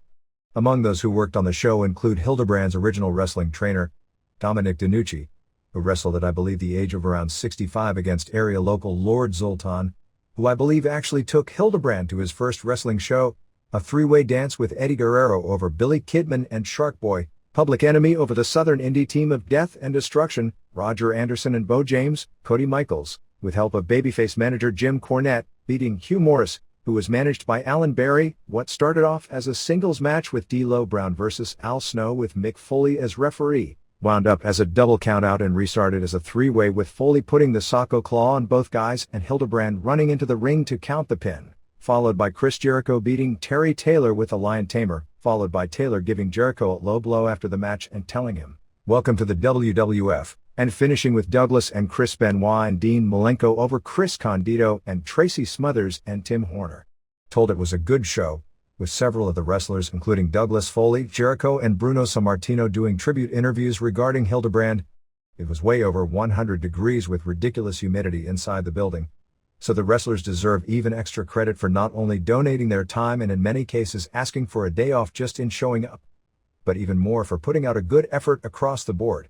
Most of those who appeared were personal friends of Hildebrand, either from his days in the area working as a manager, or from his days working as lead referee in Smoky Mountain Wrestling and more recently with WCW. There was a backstage confrontation between WCW hotline/internet reporter/entertainer and local radio host Mark Madden with Sammartino, which saw Sammartino get in Madden's face and cut a promo on him. There have been bitter feelings between the two for years, stemming from an article Madden wrote, actually in this publication, quoting Bruno's estranged son David as saying one of Bruno's younger twins who was an outstanding track athlete in college had used steroids, something Bruno, who is very outspoken and anti-steroids, vehemently denied, and since that time the situation has only gotten worse. Reports by the next day greatly exaggerated what happened, as there was nothing physical, nor was Sammartino ever restrained by anyone from attacking Madden. If it had been in another place, it may have been a different story. Sammartino, who turns 64 this fall, continues to train very hard as he physically looks like a very well-conditioned man of 20 years younger. There were also problems the night before the show regarding similar long-time hard feelings between Madden and Cornette, but things were straightened out and Cornette basically agreed to avoid Madden and not spoil the show for Hildebrand, who is friend with both. I'm convinced that Hildebrand is the toughest man in the wrestling business, because with all he's been through now battling cancer twice, he never complains about his own bad luck and gives little if any indication of the pain he's undoubtedly having to go through. A lot of praise should go to Douglas and Keenan for all the work they went through to put it together, and to WWF and WCW, which both paid the trans for the talent to appear and didn't let politics get much in the way. The original main event of Douglas vs. Jericho was nixed for political reasons. Torberg's women's pay-per-view scheduled for August 29th has been moved to October 3rd. There were several reasons for the delay, not the least of which was that WCW contacted many of the women they are planning on using to create a women's division. The Australian-based high-risk championship wrestling promotion that we've been reporting on the last 2 weeks has already pulled the plug. Peter Skapetis, the promoter, a 70s prelim wrestler who made his money in the clothing business, suffered financial losses on most of the early shows. While they drew a good house for their debut in Melbourne, much of it was papered and their first show in Sydney didn't draw well. They had a great television outlet with a noon Sunday time slot on Channel 9, but only 2 shows aired and there was little advertising or promotion work before the tour started, and some of the smaller cities didn't draw at all. The show featured wrestlers that were unknowns to most of the wrestling fans in Australia. Word we got is that the wrestlers wound up getting about 45% of what they were promised before the plug was pulled. In other news from Australia, former Calgary-based wrestler Jason Helton, who worked a few shows for ECW a few years back, doing a very forgettable program with short-lived UFC star Paul Verlins, is now living in Australia and working as a headliner for the Australasian Wrestling Federation. That group has a tour from August 26th through August 30th and is advertising Chris Condito, Tammy Sitch, Sabu and Marty Jannetty as the headliners. Too Cold Scorpio was advertised, but he's since pulled out since he was already booked with All Japan. A correction from the July 19th results from Sydney. Antifas del Norte drew with Mark Mercedes. We had incorrectly reported Antifas winning the match. Want to make a note regarding a letter in last week's Observer as it concerned Jimmy Snuka as it pertained to the phrase, killing his girlfriend. There was an incident in 1983 in Allentown, Pennsylvania where Snuka's girlfriend at the time, Nancy Argentina, died of a broken neck in a hotel room they were sharing. It was ruled an accidental death and Snuka was never charged. There was a magazine story in Penthouse nearly 10 years later that attempted to portray the death as more suspicious. What little that is known regarding the lawsuit settlement last week between Rena Mero and Titan Sports is that neither side is allowed to not only talk about the terms of the settlement, but to badmouth the other side publicly. The Playboy issue that probably had a hand in bringing all this on came out this past week, and that made another thing clear about the settlement, that while Mero can't use the name Sable on her own, Playboy negotiated with Titan Sports for the rights to use the name, as she's billed as Sable in the magazine this month and was billed as Sable in the preview of it last month. In addition, they are putting out a 96-page Ultimate Sable Special Edition magazine that will be available in October, making her the first woman to grace 3 Playboy issues within 1 calendar year in history. Clearly their star-making machine is behind her, because they also listed her as one of the first sex symbols of the next millennium. In the current issue they did have an interview done before the settlement, so she repeated most of the same things she talked about over the past 2 months. I'm not sure if the settlement includes only official Titan spokespeople or not, because since the settlement there have been Titan wrestlers who publicly badmouthed her for the same reasons too many have been critical of her for. Mero will be appearing on Larry King Live on August 13th, for God only knows what reason, and has been offered parts in Walker, Texas Ranger and martial law, and has a guest shot in about a month on Politically Incorrect. After Mark Mero had the confrontation with the Fox Files cameraman, the Fox Files the next day sent a crew to Mark Mero's high school reunion looking into his background, but apparently didn't get what they were looking for since nothing from that aired. A correction regarding the name of the Barry Blaustein wrestling movie that will be out in the fall. It's called Beyond the Mat and not Hitting the Mat, as we reported last week. ABC's Good Morning America is doing a feature on the All-Pro Wrestling Training School in Hayward, California. The school has gotten a lot of mainstream publicity in Northern California since the death of Owen Hart. We didn't hear any details on the show, but Don Lewis Iwu ran a Rick Rude Memorial Show on July 30th in Duluth, Georgia, which got a huge write-up in the Atlanta Journal-Constitution, billing Sid Vicious, Public Enemy, who I know weren't there since they worked the Brian Hildebrand show the same night, and Pit Bulls as the headliners. Extreme Pro Wrestling debuted on July 31st in Reseda, California before 741 fans, 541 paid. The pub going in a week concerned the debut of UFC fighter Tito Ortiz, who didn't wrestle on the show and based on the reports we received, wasn't part of the show. Porn star Jasmine St. Clair was on the TV screens doing an interview to build up her appearing to determine the Queen of Extreme on August 27th in the corner of Big Dick, Alex Rizzo, formerly Big Dick Dudley in ECW for a cage match. Dick, who was pushed as the top star with the group, chokeslammed everyone in sight to end the show and claimed to have a few more friends come with him to the next show. A funny note regarding this company is Dan Farron, who has bounced around the Southern California indie scene seemingly forever, was involved with the group and basically then ditched, and told the reason was because they didn't want anyone involved who had exposed the business, which I thought would make people laugh having someone even say that in 1999. Discovery Channel just started work this past week on a special about getting into pro wrestling, which will include visits to wrestling schools. NWA Worldwide will begin airing in Nashville as the lead into a 3-hour wrestling block which will include WWF and WCW syndicated shows at 9:30 a.m. Saturdays on the UPN affiliate WXP in Nashville beginning Labor Day weekend. Music City's show had been airing on the WB station. Bill Behrens is also planning, starting in October, to distribute a second wrestling show weekly. Next East Coast Wrestling Association show in Wilmington, Delaware will be September 17th, headlined by Lance Diamond vs. Cheetah Master. For more info call 302-325-1592.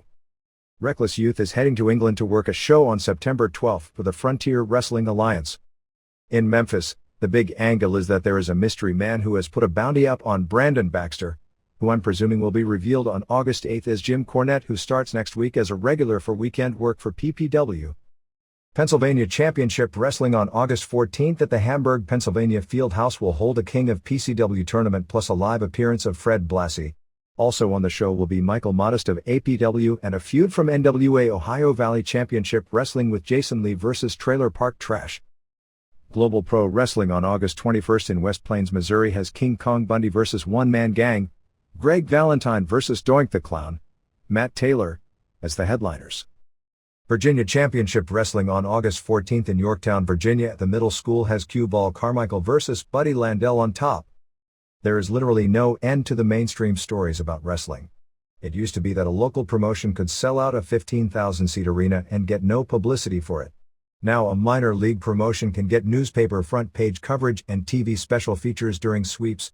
Philadelphia Weekly ran a positive piece on the local Soul City Wrestling and its owner/heavyweight champion Hard Rock Hamilton, billed as the world's only African-American wrestling federation. Hamilton, in the article, tried to distance himself from the current scene, saying the company doesn't allow blood to be used, chairs to be used, or women to be exploited as sex objects, claiming the company is aiming toward kids and being a Disney-like promotion. The story on a show held in a ring at the O Center on top of Poor Henry's Brewery and Restaurant before 700 fans apparently delivered as advertised, as the reporter noted, no blood, no foul language, and not one silicon babe, and claimed the kids in the audience didn't even feel cheated. The Corpus Christi Caller-Times ran 2 front-page stories last week on the local Gulf Coast Championship Wrestling, which runs every other Wednesday at the Yellow Rose Convention Center and its training gym.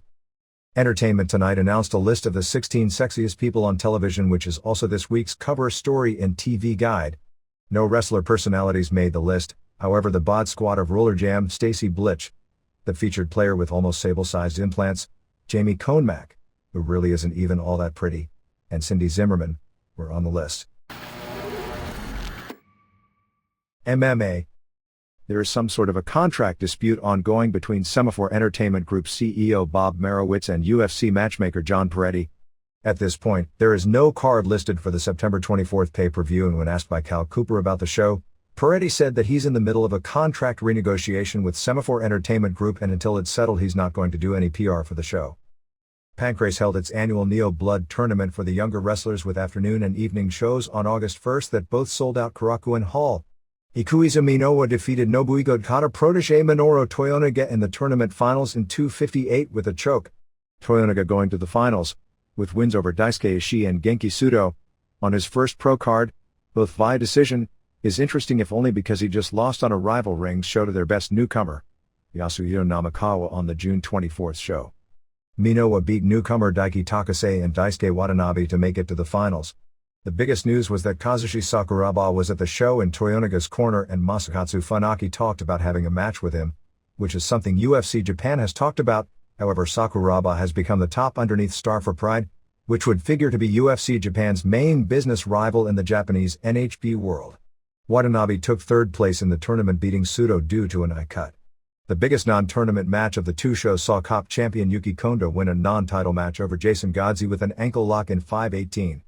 Godse made a big splash in Pancrase in 1997, when Kondo held the title for the first time and Godse was a newcomer to the company, and Godse used his superior size and wrestling ability to surprisingly dominate Kondo and beat him with a forearm choke.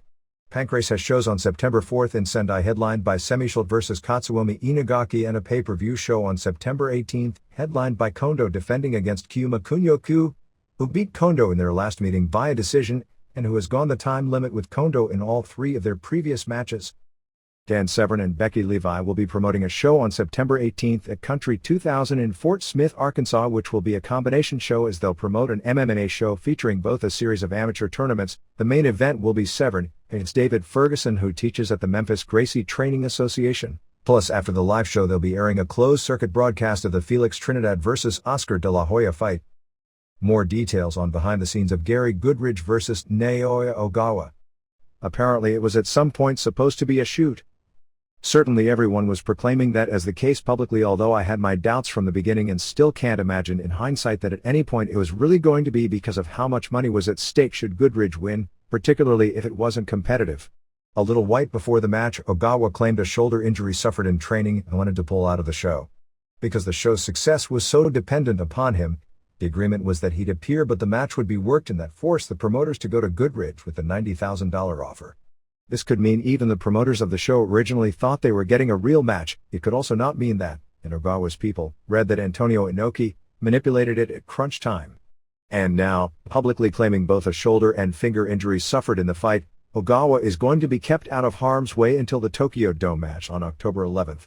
From a historical standpoint, the Japanese world of Pride seems very reminiscent of early American pro wrestling if you remember the stories before the second Gotch Hockenschmidt match. ECW. The July 31st ECW Arena show before a packed house of about 1,350 was described as a good but weird show. The reports were that none of the matches were that good, but there were a lot of angles throughout, some of which were very strange, in particular the handling of the Dudleys' final appearance in the building. Jerry Lynn beat Jason, and after the match Lynn was attacked with a cane by Justin Credible. Yoshihiro Tajiri beat Little Guido via submission. Steve Corino came out to challenge Tommy Dreamer and Francine, and Tajiri wound up blowing the kabuki mist into Francine's eyes. Taz cleaned house. Tony DeVito, who had earlier come to the ring with Guido as the newest member of the FBI, seemingly turned away from Guido and with Corino, so he was the sucker for Taz to suplex through a table. Danny During and Amish Roadkill beat C.W. Anderson and Vito Lograsso when Lograsso turned on Anderson. Devon Dudley went to a no decision with Credible. When the Dudleys came out the first time, the reaction was described as very strange. It appeared about half the crowd knew they were leaving. The other half reacted like they always would as heels. About 25% were chanting "You sold out," and the remaining 25% were attempting to give them a positive standing ovation for respect for all the work they'd done. So it was really mixed. Bubba, looking for a heel reaction, started insulating the audience and even jumped over the guardrail threatening fans. Someone threw a Coke. That led to him being pelted. He'd catch the objects and throw them back at the crowd as hard as he could. Somewhere in all this, they did an angle to set up the program with Storm and Credible that Storm and Credible need to win to establish them as the new top heels of the tag team division. However, Bubba got the cane and whacked Storm in the back of the head, and he went out legit, getting a knot almost the size of a grapefruit on the back of his head and momentarily lost feeling. He was hospitalized with a stinger and may be kept out of action this weekend. Nova and Chris Chetty beat Super Crazy and Simon Diamond when Crazy turned on Diamond.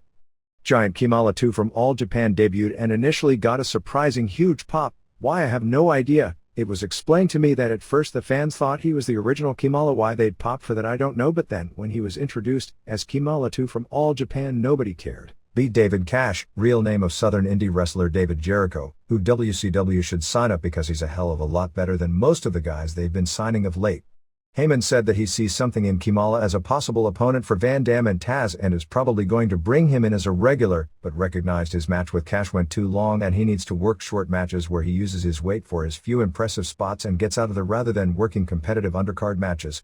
Spike Dudley and Balls Mahoney retain the tag titles, beating the new team of Axel Rotten and New Jack, who are going to be put in the Dudley's Hill spot of the brawling tag team. It was the typical four-way juice brawl. At one point Spike gave New Jack the acid drop off the stage through a table. Rotten and New Jack tried to turn heel but were still cheered. Rotten got burns on his back doing the table spot as he laid there too long before the table broke. With Storm injured, the main event was credible and Lynn as a team with Kamala 2 against Dudley's, who were to pick a partner.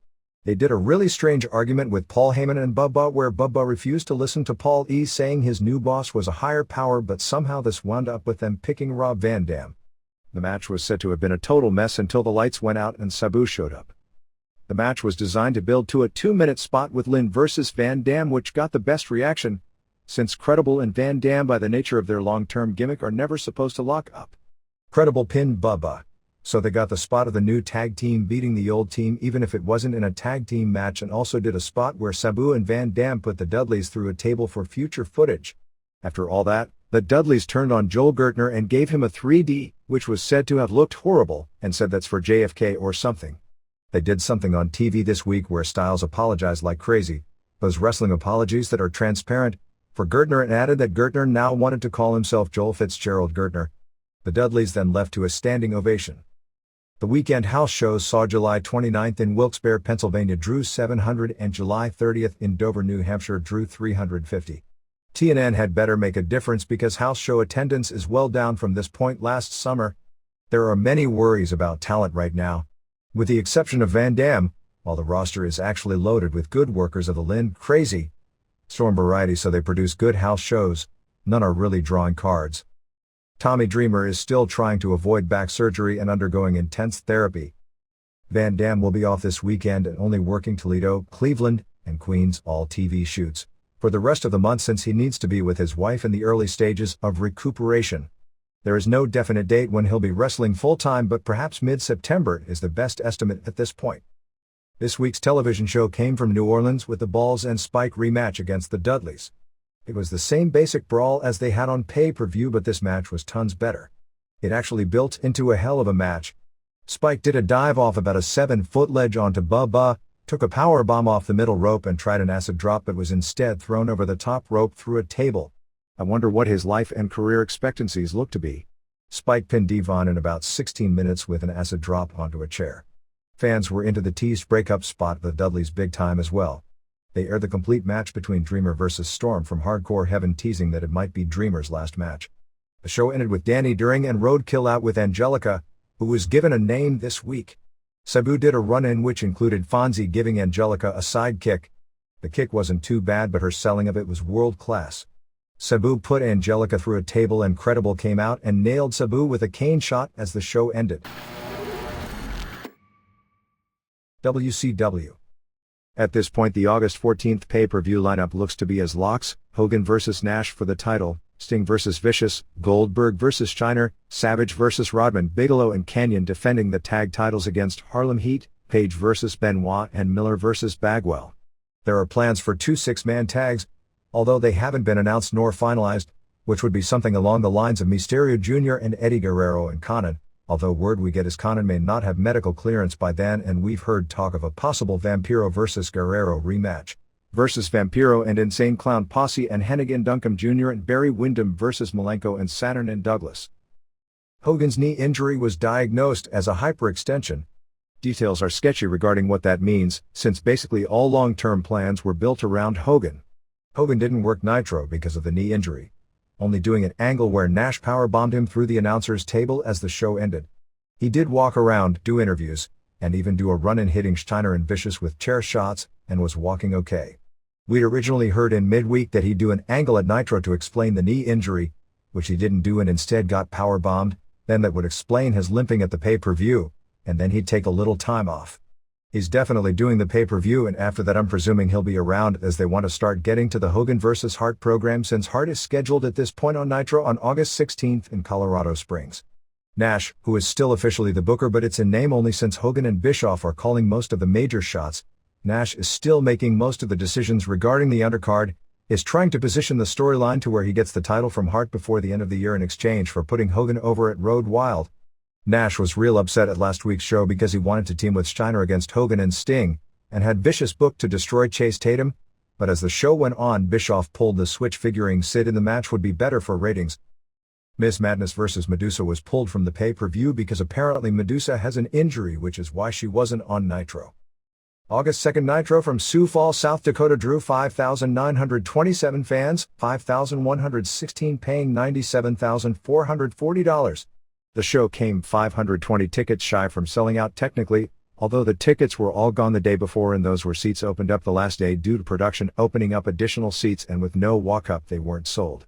The show opened with a triad interview. You love me. You hate me. But you'll never ever figure out why they gave me the title. Page challenged Benoit to a singles match later in the show by insulting his mother. Harlem Heat came out and they immediately went to Heat, beating Kanyon and Bigelow in a good opener in 8:03 when Booker T pinned Kanyon after a missile dropkick. Page tried to interfere in the finish with the belt but Benoit came out and stopped him, then accepted Page's challenge and did a good interview. Page, it appears, is leaving the tag titles for Bigelow and Kanyon, and it appears Page is trying to get a new feud with Benoit to be over the US title once it gets taken off David Flair. Sting came out and did a good interview and asked for a partner. The place all chanted Goldberg. You'd think the fans would give the company the hint of who this thing needs to be built around. Miller came out and challenged Bagwell, then challenged Lenny Lane and Lodi.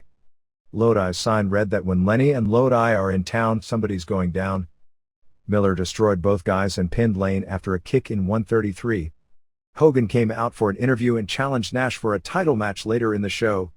They spent the rest of the show hyping that match was going to take place before meekly at the end of the show saying that Nash hadn't shown up and had chickened out. Sting came back for another interview asking Goldberg to be his partner and locked him in a room. Backstage, Sid and Steiner literally killed Goldberg with a shovel. He had this gigantic knot on the back of his head that they literally had to super glue the cut closed, Dr. Sabu's medical treatment. Then they attacked Sting when he tried to save them, brought Sting into the ring, and were pounding on him until Goldberg broke down the door and made the save. During that segment Sid choke slammed Sting and Scott Hudson called it an Ottawa, which probably nobody got but I found hilarious. An Ottawa is a legit move in sumo that would be considered the primitive ancestor of a choke slam. Disco beat Evan Karagi's in 420 with a last dance. Karagi's looked the best he has on Nitro to this point. David Flair and Tori Wilson did a backstage interview together. They were sitting really close. I have no idea what David said but he sounded really nervous. Malenko and Douglas beat Hugh Morris and Jerry Flynn in 7:37 when Douglas pinned Flynn with the Pittsburgh Plunge, Fisherman Buster. There were a few ECW chants. Douglas looked a lot better this week than last. This was a basic old-style tag match which was good except for a spot with Jimmy Hart's interference backfiring that was telegraphed for about 20 seconds before executed. Too bad this will probably do Chad Brock caliber ratings. I need to mention that on every spot where Hudson and Heenan talked, there were these three guys mugging and making faces behind their backs. Anyway, if I was booking the show next week I'd have three plants do the same thing for 4 or 5 talking head segments, and on the final one, have Hudson grab a shovel and hit one upside the head and have them do a domino-like bump. As it turned out, Hudson had been questioning Steiner's tactics the whole show, so Steiner came out and gave Hudson the most gentle belly-to-belly suplex he's ever given, and Hudson sold it like he was hit by a tank. Abbott, whatever happened to Sucker Punch? Steiner got a few more punches in and went out in an ambulance. Bischoff came out to announce the rest of the show. I guess that answers the question as to why Shivani was taken off. With his bad neck, he can't take bumps, and Hudson had expressed a willingness going back a long time to take a bump, something Tenay never had been thrilled with doing. Next week Shivani will be back. Hopefully the fact Hudson did a really good job will mean something at some point in time. Then again, Juventud Guerrera and Blitzkrieg had the best WCW match of the year a few months back on pay-per-view, and see where it got their careers when it comes to even being booked on the shows, and example after example can be given. Hudson will also be off WCW Saturday night this week, Tenay and Dusty, selling the injury. Saturn was wrestling Duncombe with Hennig on the mic. Hennig challenged Little Van Vader, Chad Brock, when he shows up next week. Brock has done a few matches a year or two back with WCW, mostly tryout matches, TV tapings, before getting a top 10 country song that nobody outside of country has ever heard of the song of him. Hennig challenged Saturn. Saturn dropped Duncan with a DVD and challenged Hennig. Hennig ended up accepting, and after a back-and-forth brawl which was good, Saturn hit the DVD when the rest of the Cowboys interfered for the DQ and Malenko and Douglas made the save. Benoit pinned Page in 7:49 with a reverse of a rolling reverse cradle after David Flair tried to distract Benoit. After the match, Page gave Benoit 2 diamond cutters, then a third one off the ropes, and began whipping him with a belt. Savage did an interview which turned into a mess. He challenged Robin. Miss Madness came out and begged for her job back. She was the second graduate of the Stephanie McMahon Acting Academy. She was getting over as a face, so they had her get on her knees and beg. Savage fired her again. Then he challenged Rodman. Rodman was supposed to be the face in all this, but the problem was they let him talk with a live mic. First, No Face comes out with 2 huge bodyguards, Full and Teddy 4 times 4 Reed. Then he talked about how he already had sex with Savage's girlfriend. The crowd didn't like that. Then, in his infinite wisdom of how to play babyface, he said in front of a crowd of 99.9% white guys from South Dakota that once you've had black, you'll never go back. You can imagine the response, but he got more heat than anyone on the show for it, which would be good if the idea was to turn Savage face. Rodman's lucky he's a celebrity millionaire, because I had this friend, maybe acquaintance, that I would run into every week at the beach would be more accurate, about 10 years ago, who used to constantly say that line to women, and I never saw anyone get so universally shot down so hard in my life. It was one of the all-time worst pickup lines I ever heard. Madness gave Savage a low blow, and Rodman ran into the ring and hit him with a clothesline and started doing elbow drops on him. As brain-dead as his interview may have been, you can't discount what an awesome athlete Rodman is, as with no training, he drops elbows like he's Keiji Muto.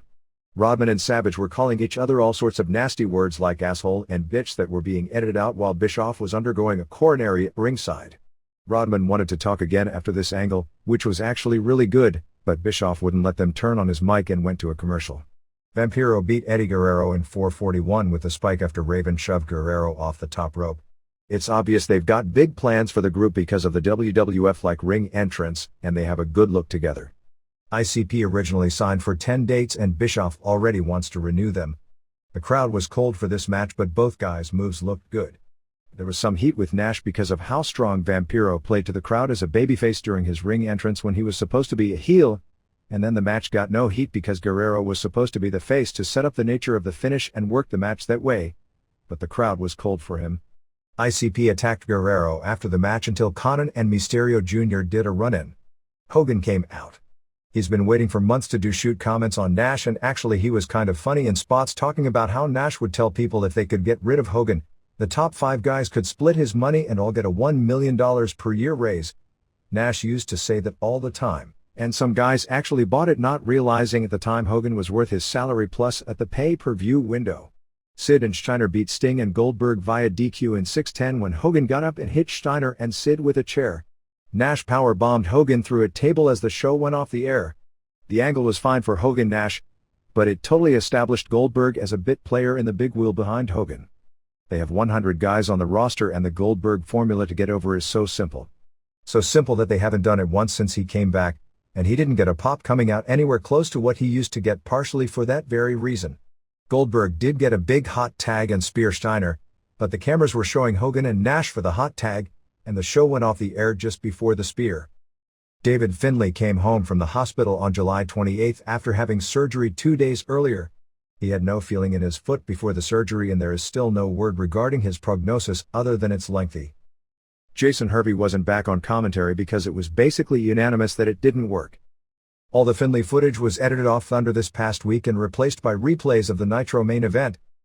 The plan now is for Scott Hall to return in about 2 weeks, but you know how these plans go. The plan is for he and Kevin Nash to be the outsiders, but with nobody else linked with them.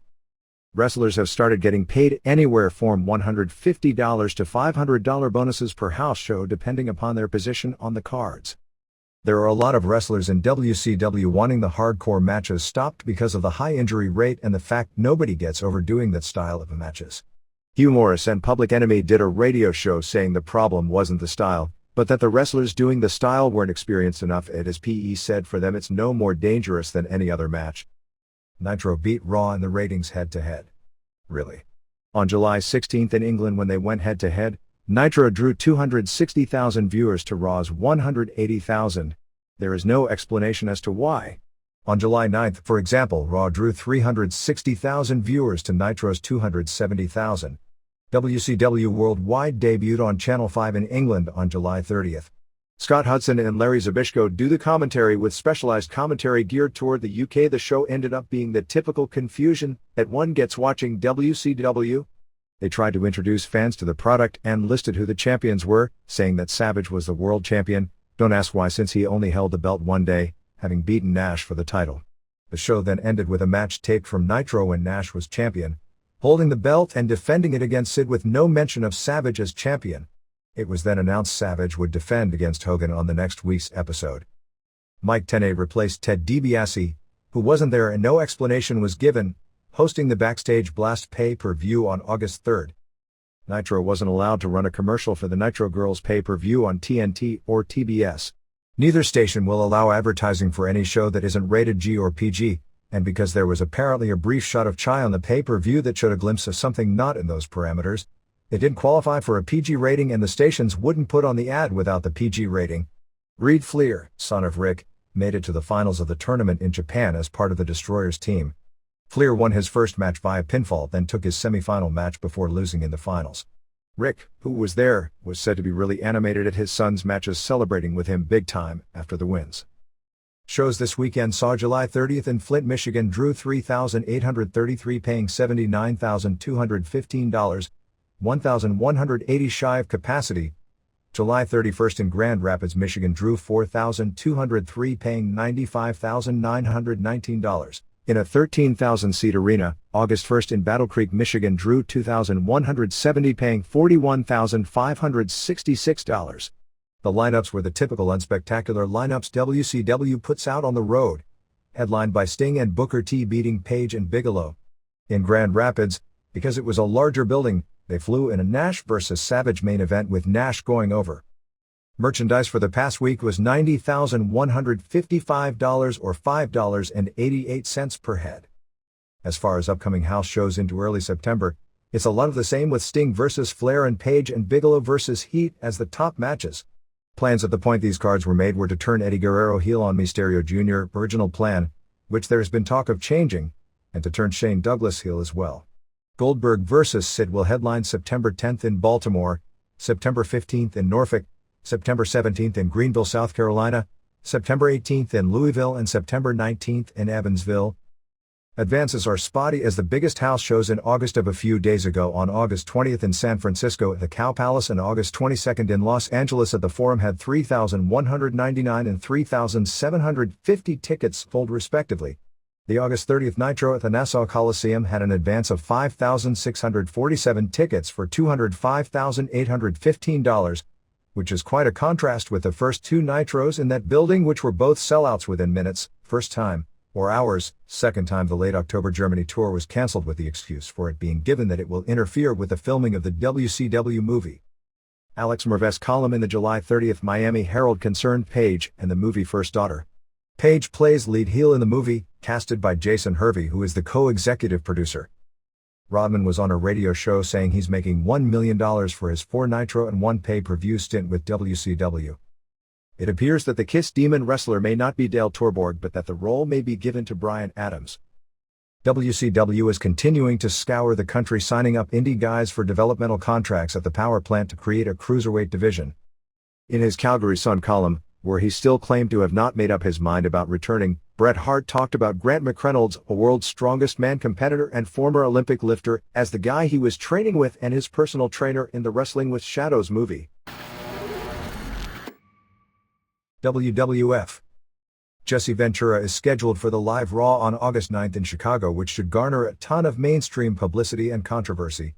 It may not help set a Raw ratings record, but it will garner a higher viewership among those in politics than any Raw episode in history. WWF wanted Ventura to do the last 2 Raws before the pay-per-view, the other being the show taped the next night in Milwaukee, but Ventura kept saying publicly that he wouldn't let doing wrestling get in the way of his work schedule. While it is possible Ventura could work until 5 p.m. and fly into Chicago for the live show, which doesn't begin at 9 p.m., thus not missing a workday and keeping his word, WWF does want him in earlier than that to go over whatever the angle is they want him to do. They've been running clips of Ventura on every show from the press conference, but haven't pushed his participation nearly as hard on commentary as you'd think, probably figuring the media will do that for them, and it's only important to do so in the last week, and the time now is better spent on trying to get Triple H to the level he needs to be to headline such a show. Speaking of Ventura, in a correction from last week, we wrote that the St. Paul Pioneer Press wrote a negative editorial on his participation which was quoted on Meet the Press, but it was actually written in the July 21 Minneapolis Star-Tribune. The editorial basically was critical of Ventura doing the show because it's hard to explain to kids why the governor would be involved in a show, and basically said he was mocking the notion that a public official is a public servant obliged to forsake his personal hankerings for the public good. They were strongest on the money issue, in particular keeping the money from the show because it was his celebrityhood as a public official that earned it.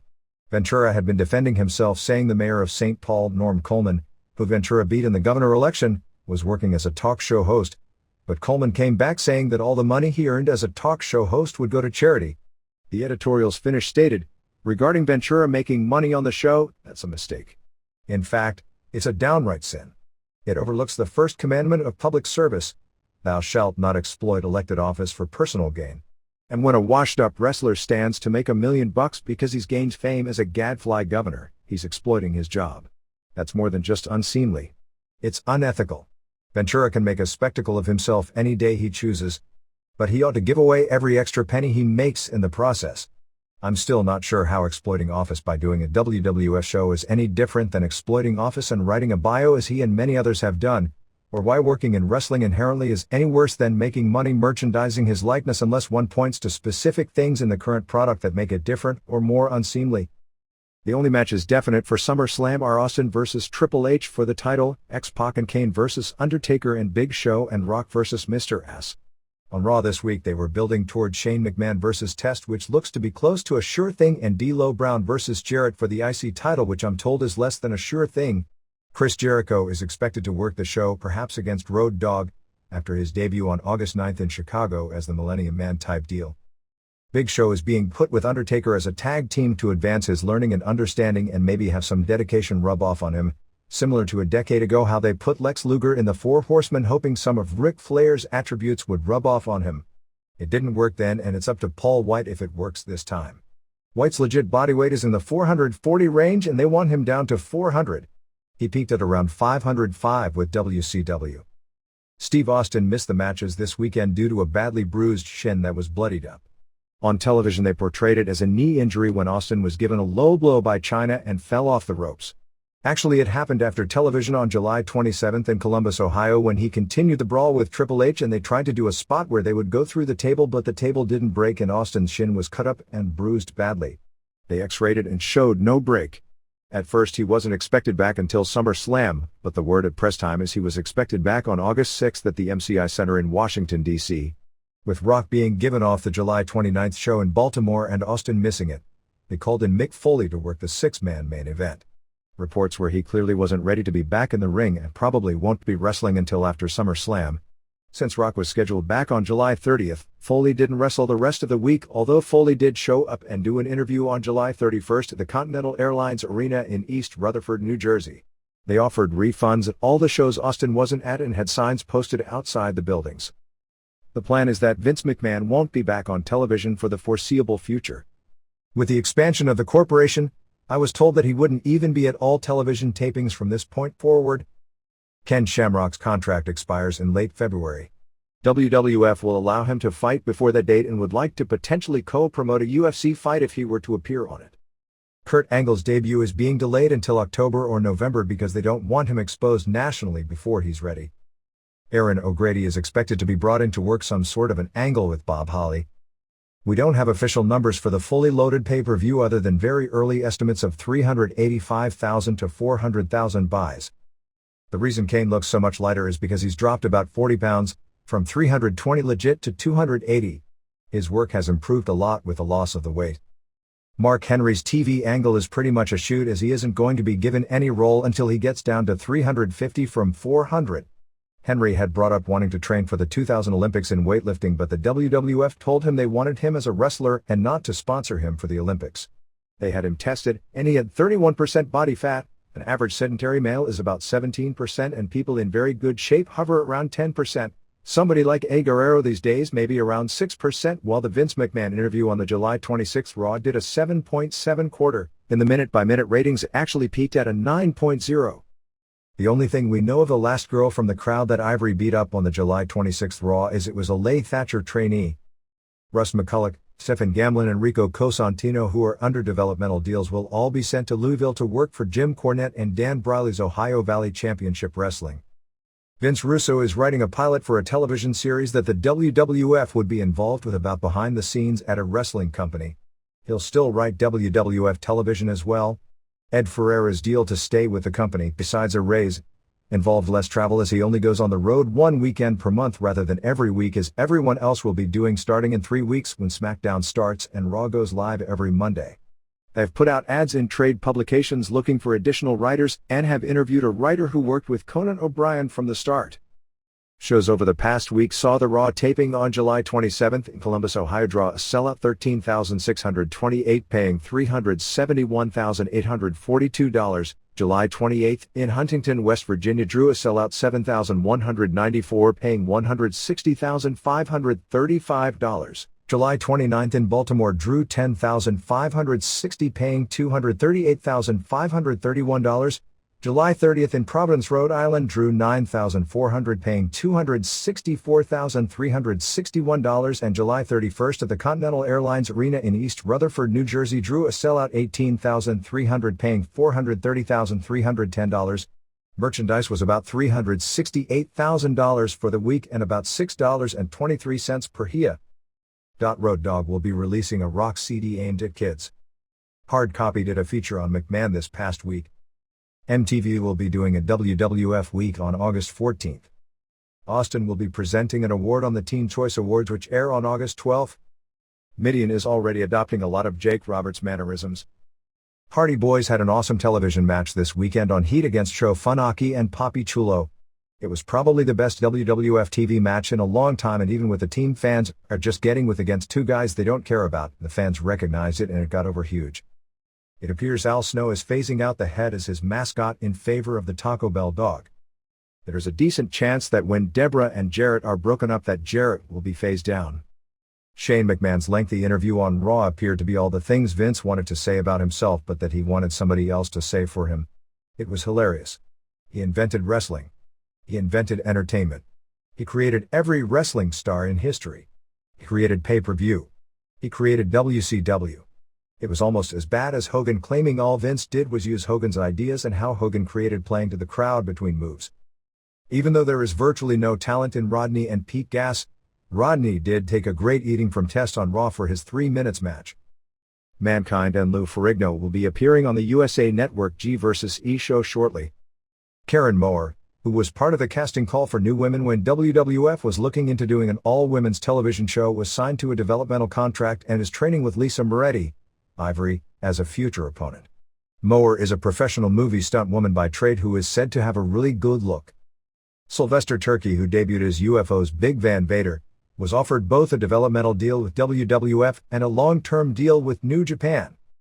WWF has expressed at least some recent interest in former UFC star Oleg Toktarov, who is one of the leads in a De Niro movie 15 Minutes, which comes out in December. On the Off the Record segment on July 28th with Vince and Linda McMahon, Linda noted that some guys start to believe too much in their own persona. Michael Landsberg brought up Bret Hart and Sonny, and Vince agreed that both had, and then brought up Sable, and McMahon responded affirmatively but then said he wasn't allowed to say anything bad about Sable. Linda noted that she never gets involved in the creative aspect of the product. When Landsberg asked if there's a double standard and brought up the different role Stephanie McMahon plays as compared to every other woman on the show, and in particular Deborah, Vince said it's because she's not built like Deborah. Then again, neither was Deborah before all the surgeries. Vince then said you never can tell, at which point Linda jumped in, apparently none too happy her daughter could be presented in that kind of role, and said at that point she would get involved in the creative process. The Reader's Pages. Hall of Fame.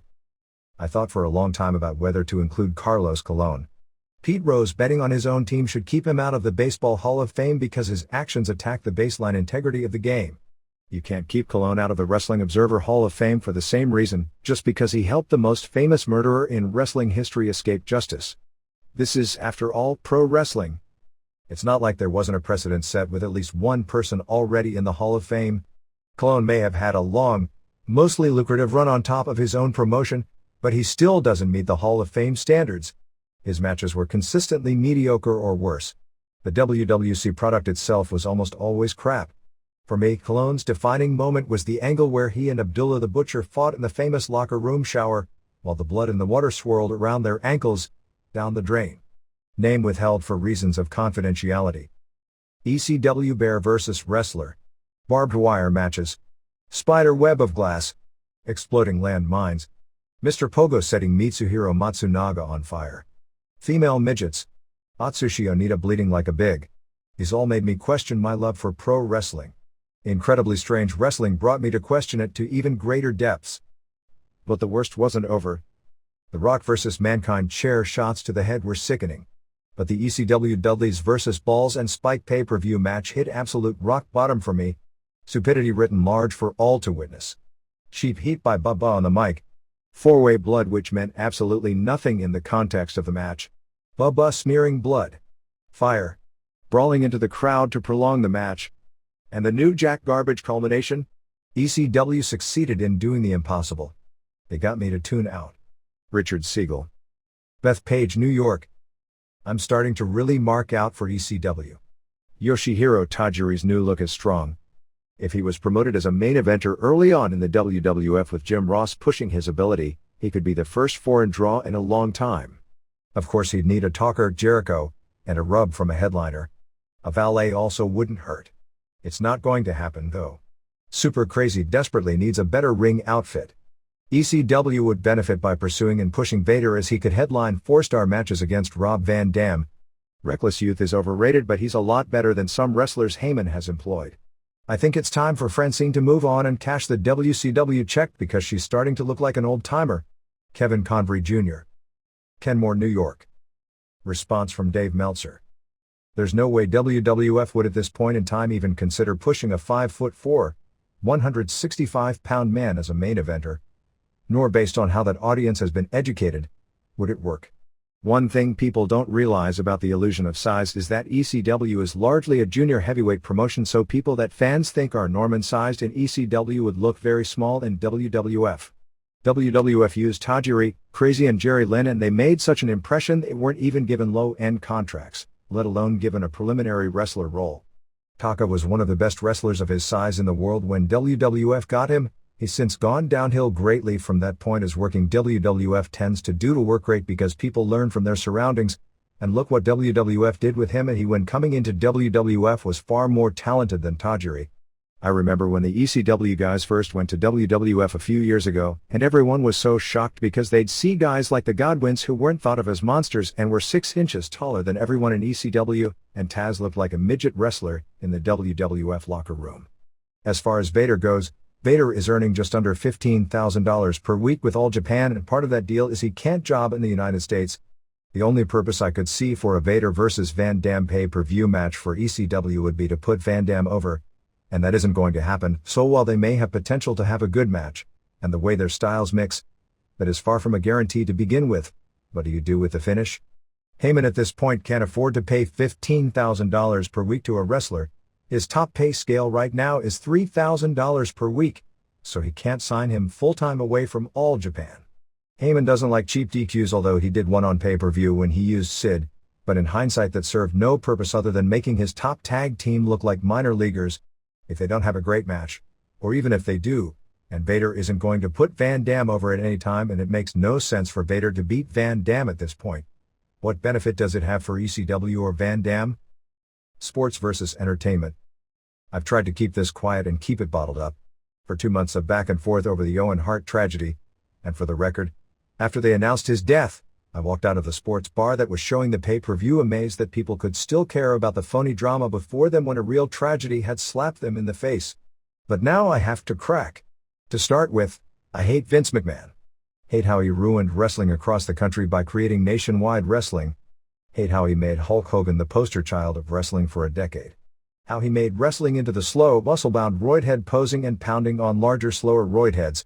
Hate how he took America's love for psychopathic anti-heroes, bottles its quintessence in Stone Cold and DX, and made it the new face of wrestling. Hate the phrase sports entertainment. Hate the slogan, get it? Even more. But he's right. Apparently we don't get it. It is sports entertainment. More than that, it's entertainment, not sports. To everyone who compares the hard death to Larry Dierker or the umpire in the Reds game to the Avalanche postponing the playoffs after Columbine, they don't get it. Those were sports. The results mattered. It was appropriate to stop the game. The WWF is entertainment, and like it or not, the tradition is the show must go on. I personally didn't like it. And I walked out. The audience has the right to walk out, but the performers don't have the right to walk out on the audience unless they are unable to perform themselves. We all know stories of actors and musicians who canceled gigs and tours because they felt they couldn't perform. And by the rules of their world, they were wrong. We wrestling fans hold very dear the illusion of sport. We still cling to the comfort of talking about athleticism, competitiveness. We don't want to get it. Even when we say we know it's fake, we like it anyway. But as long as we admit it's fake, we have to admit it's not bound by the conventions of sport, but by the conventions of show business. The show must go on. There's been an accident. Distract the crowd. Paint a smile on the clown's face. Stay in character.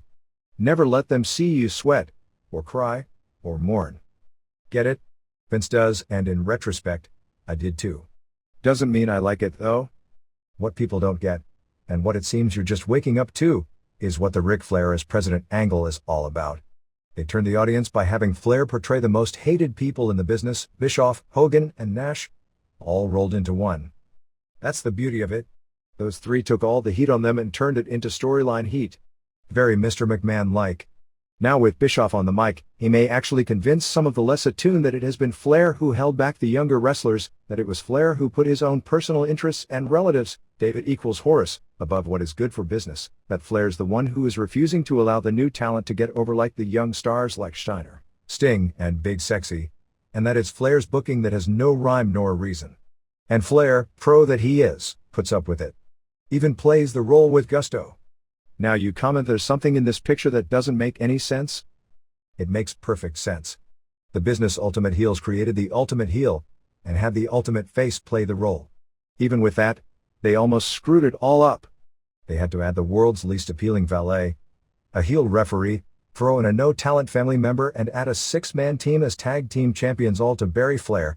And the rest of the ship sinks with them, but they seem to think it's an acceptable sacrifice. They can blame their own downturn because they spent too much time developing new angles for Flair. It makes perfect sense, in a things crawling on your skin kind of way. One more, don't you get it? Undertaker 666 is a mock of a mock. Like RVD 420, Deborah 469. It's as much a satanic angle as Austin 316 is an evangelical angle. If you weren't so busy blowing off your own steam, I'm sure you'd admit that you really got that one. Drew Bernstein. Buffalo, New York. Response from Dave Meltzer. I think I started using the term athletic entertainment 14 years before Vince McMahon basically took that term and relabeled it sports entertainment.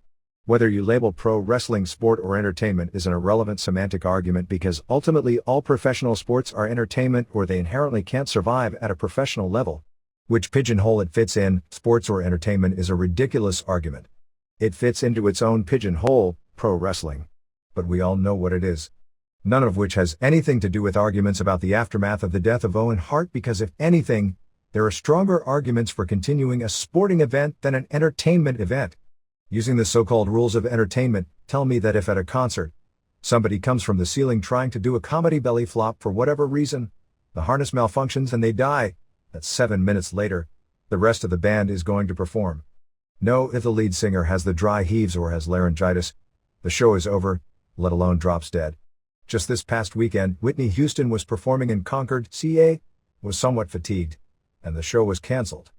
A major sports event would never be cancelled under the same circumstances unless it was an event like a boxing match where a participant pulls out and the show is built around them.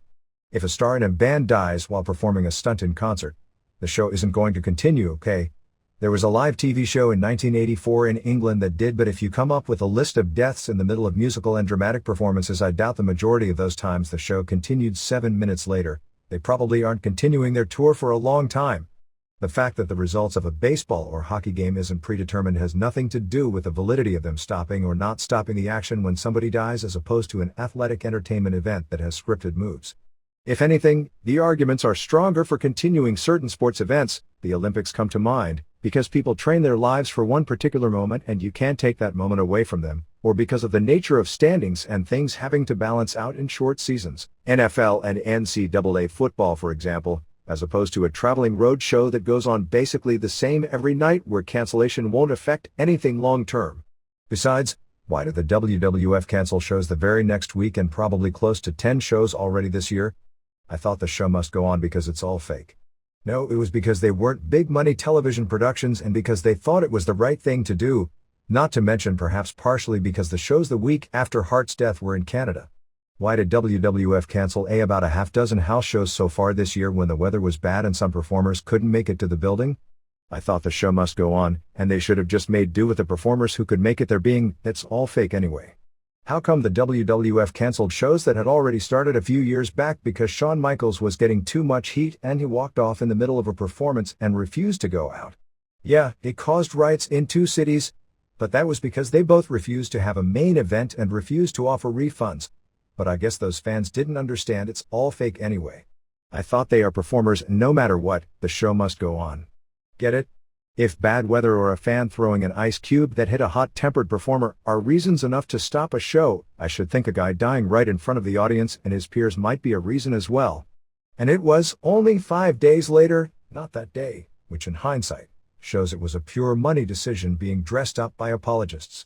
I don't think any readers, or certainly very few, hold very dear the illusion that pro wrestling is a competitive sport except in the manner where it actually is competitive, as far as people competitively jockeying for positions. If anything, a lot of wrestling fans today hold dear the belief that what is real in wrestling, like careers that are destroyed or long-term injuries to participants, really isn't real either because wrestling isn't real. As far as flair goes, what is the entire point of the professional business? It's to create characters that draw money and ratings. In Flair, they took their first or second biggest ratings draw and flushed him down the toilet for their own amusement and or insecurities. To me, that means the people who created the character are the ones who are the marks for the business and don't get it, and hardly clever manipulators of real heat to fake heat. Tough guys.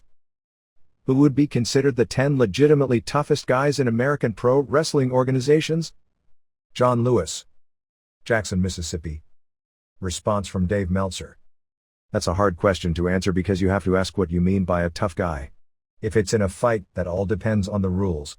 Change the rules and you change the outcome. No rules may simply mean who is the most aggressive at getting their finger in the guy's eye first or their teeth on a sensitive body part. If you put all the wrestlers in the ring with boxing gloves, the ones who have boxed before would be the toughest. If you put them under wrestling rules, the ones who wrestled before would be the toughest. That's provided they are still in condition. If you put them in a fight, you'd have to go with the guys who have trained the most for actual fighting. The real answer is it depends on the rules, and depends on who is in the best condition on that specific day. Everything else is theoretical.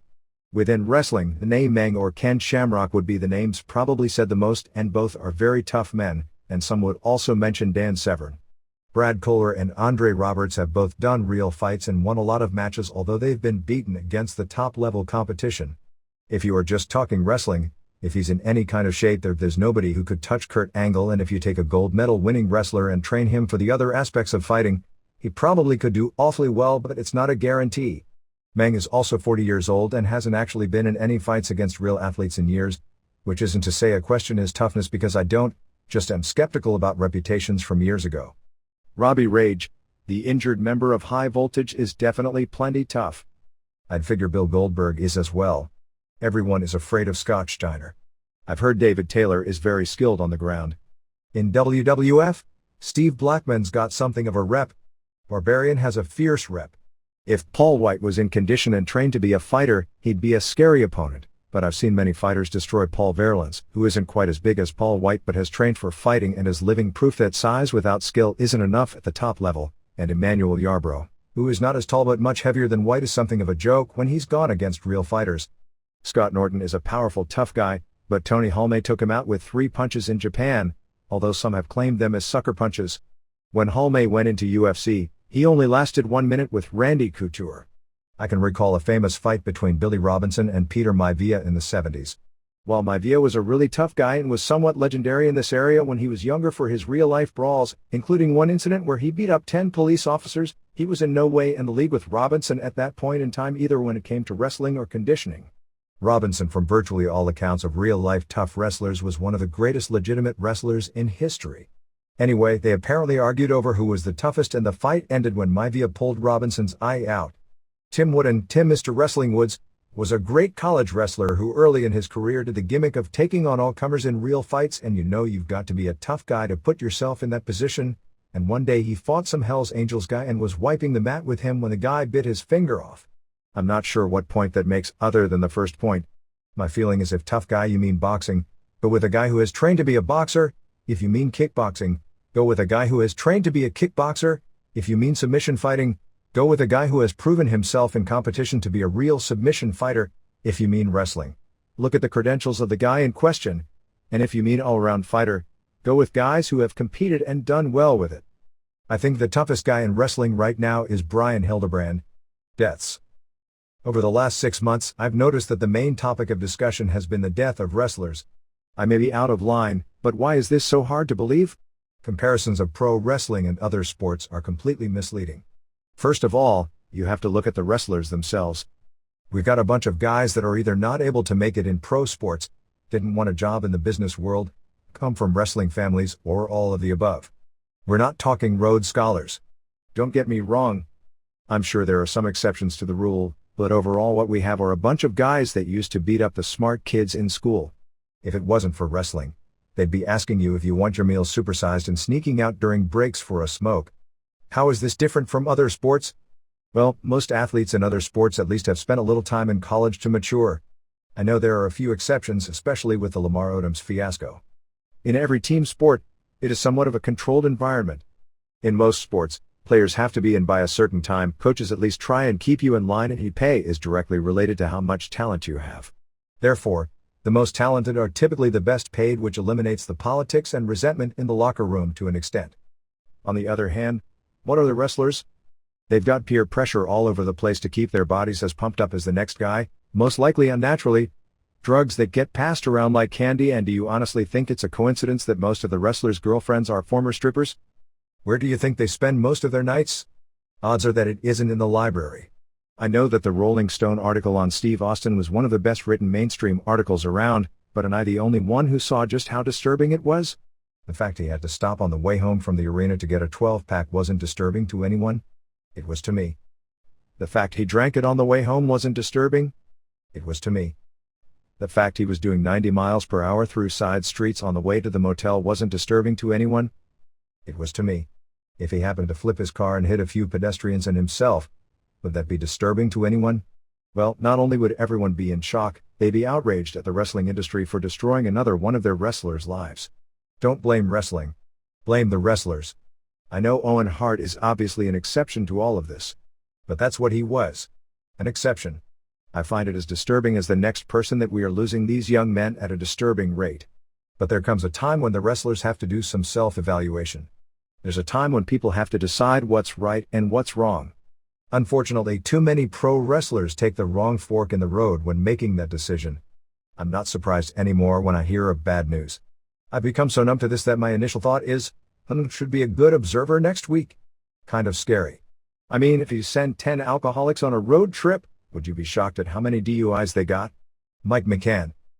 Elk Grove Village, Illinois. Response from Dave Meltzer.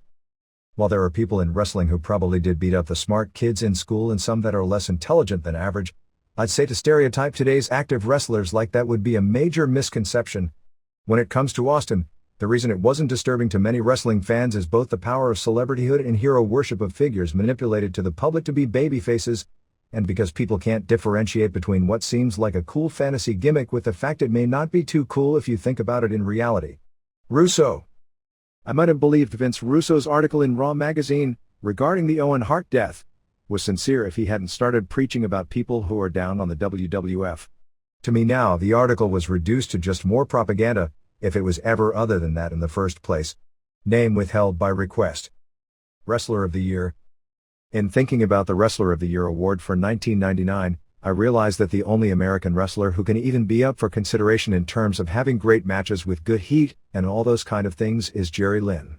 No offense to Lynn, because he's having a great year, but one would think in a year when wrestling is so popular that somebody more prevalent than Jerry Lynn should have had at least a few great matches. One would think, anyway. John Papa. North Canton, Ohio. Returning to following wrestling. I recently resumed watching wrestling after swearing off it for a few months. A long-established pattern of mine whenever watching wrestling becomes a hazard to brain cells. The last thing I remember before turning it off were Wrath complaining that he wanted headline matches, Norman Smiley wiggling his way into a lot more airtime, Scott Hall curtsying into the US title, and Paul Ellering trying to housebreak DOA on his Wall Street Journal. Did Wrath get so muscle-bound he could no longer move his neck? Did Norman decide to pitch instead of catch? Did Hall decide to become an air traffic controller at O'Hare? Did Precious Paul take over as head coach for this year's Eskimo All-Star Dog Sled team? The wrestling I returned to is on par with the outtakes of Todd Browning's Freaks. I feel a relapse coming on, so I'm dying to know. Marty Rickman. Kent, Ohio. Dutch Mantle. Dutch Mantle's book is entertaining and funny, and as expected, includes some BS. The biggest complaint I have about it is the price.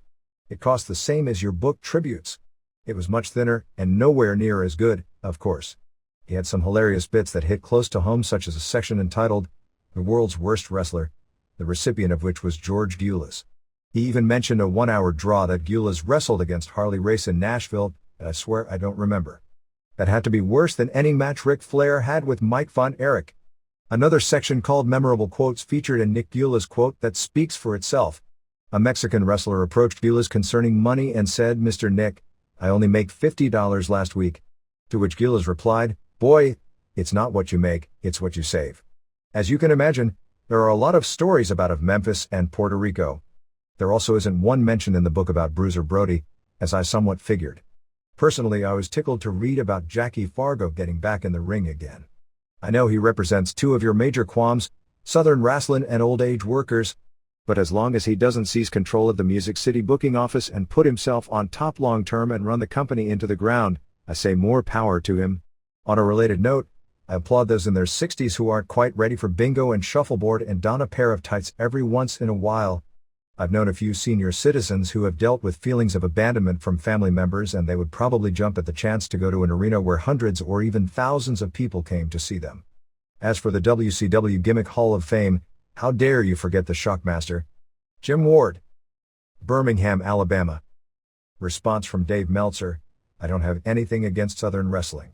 Some of the greatest wrestling acts in history were developed in the South, and some of my favorite periods of watching wrestling, early 70s Florida, late 70s Georgia, late 70s and 80s Carolinas, early 80s Memphis, early 80s Mid-South, involved Southern territories.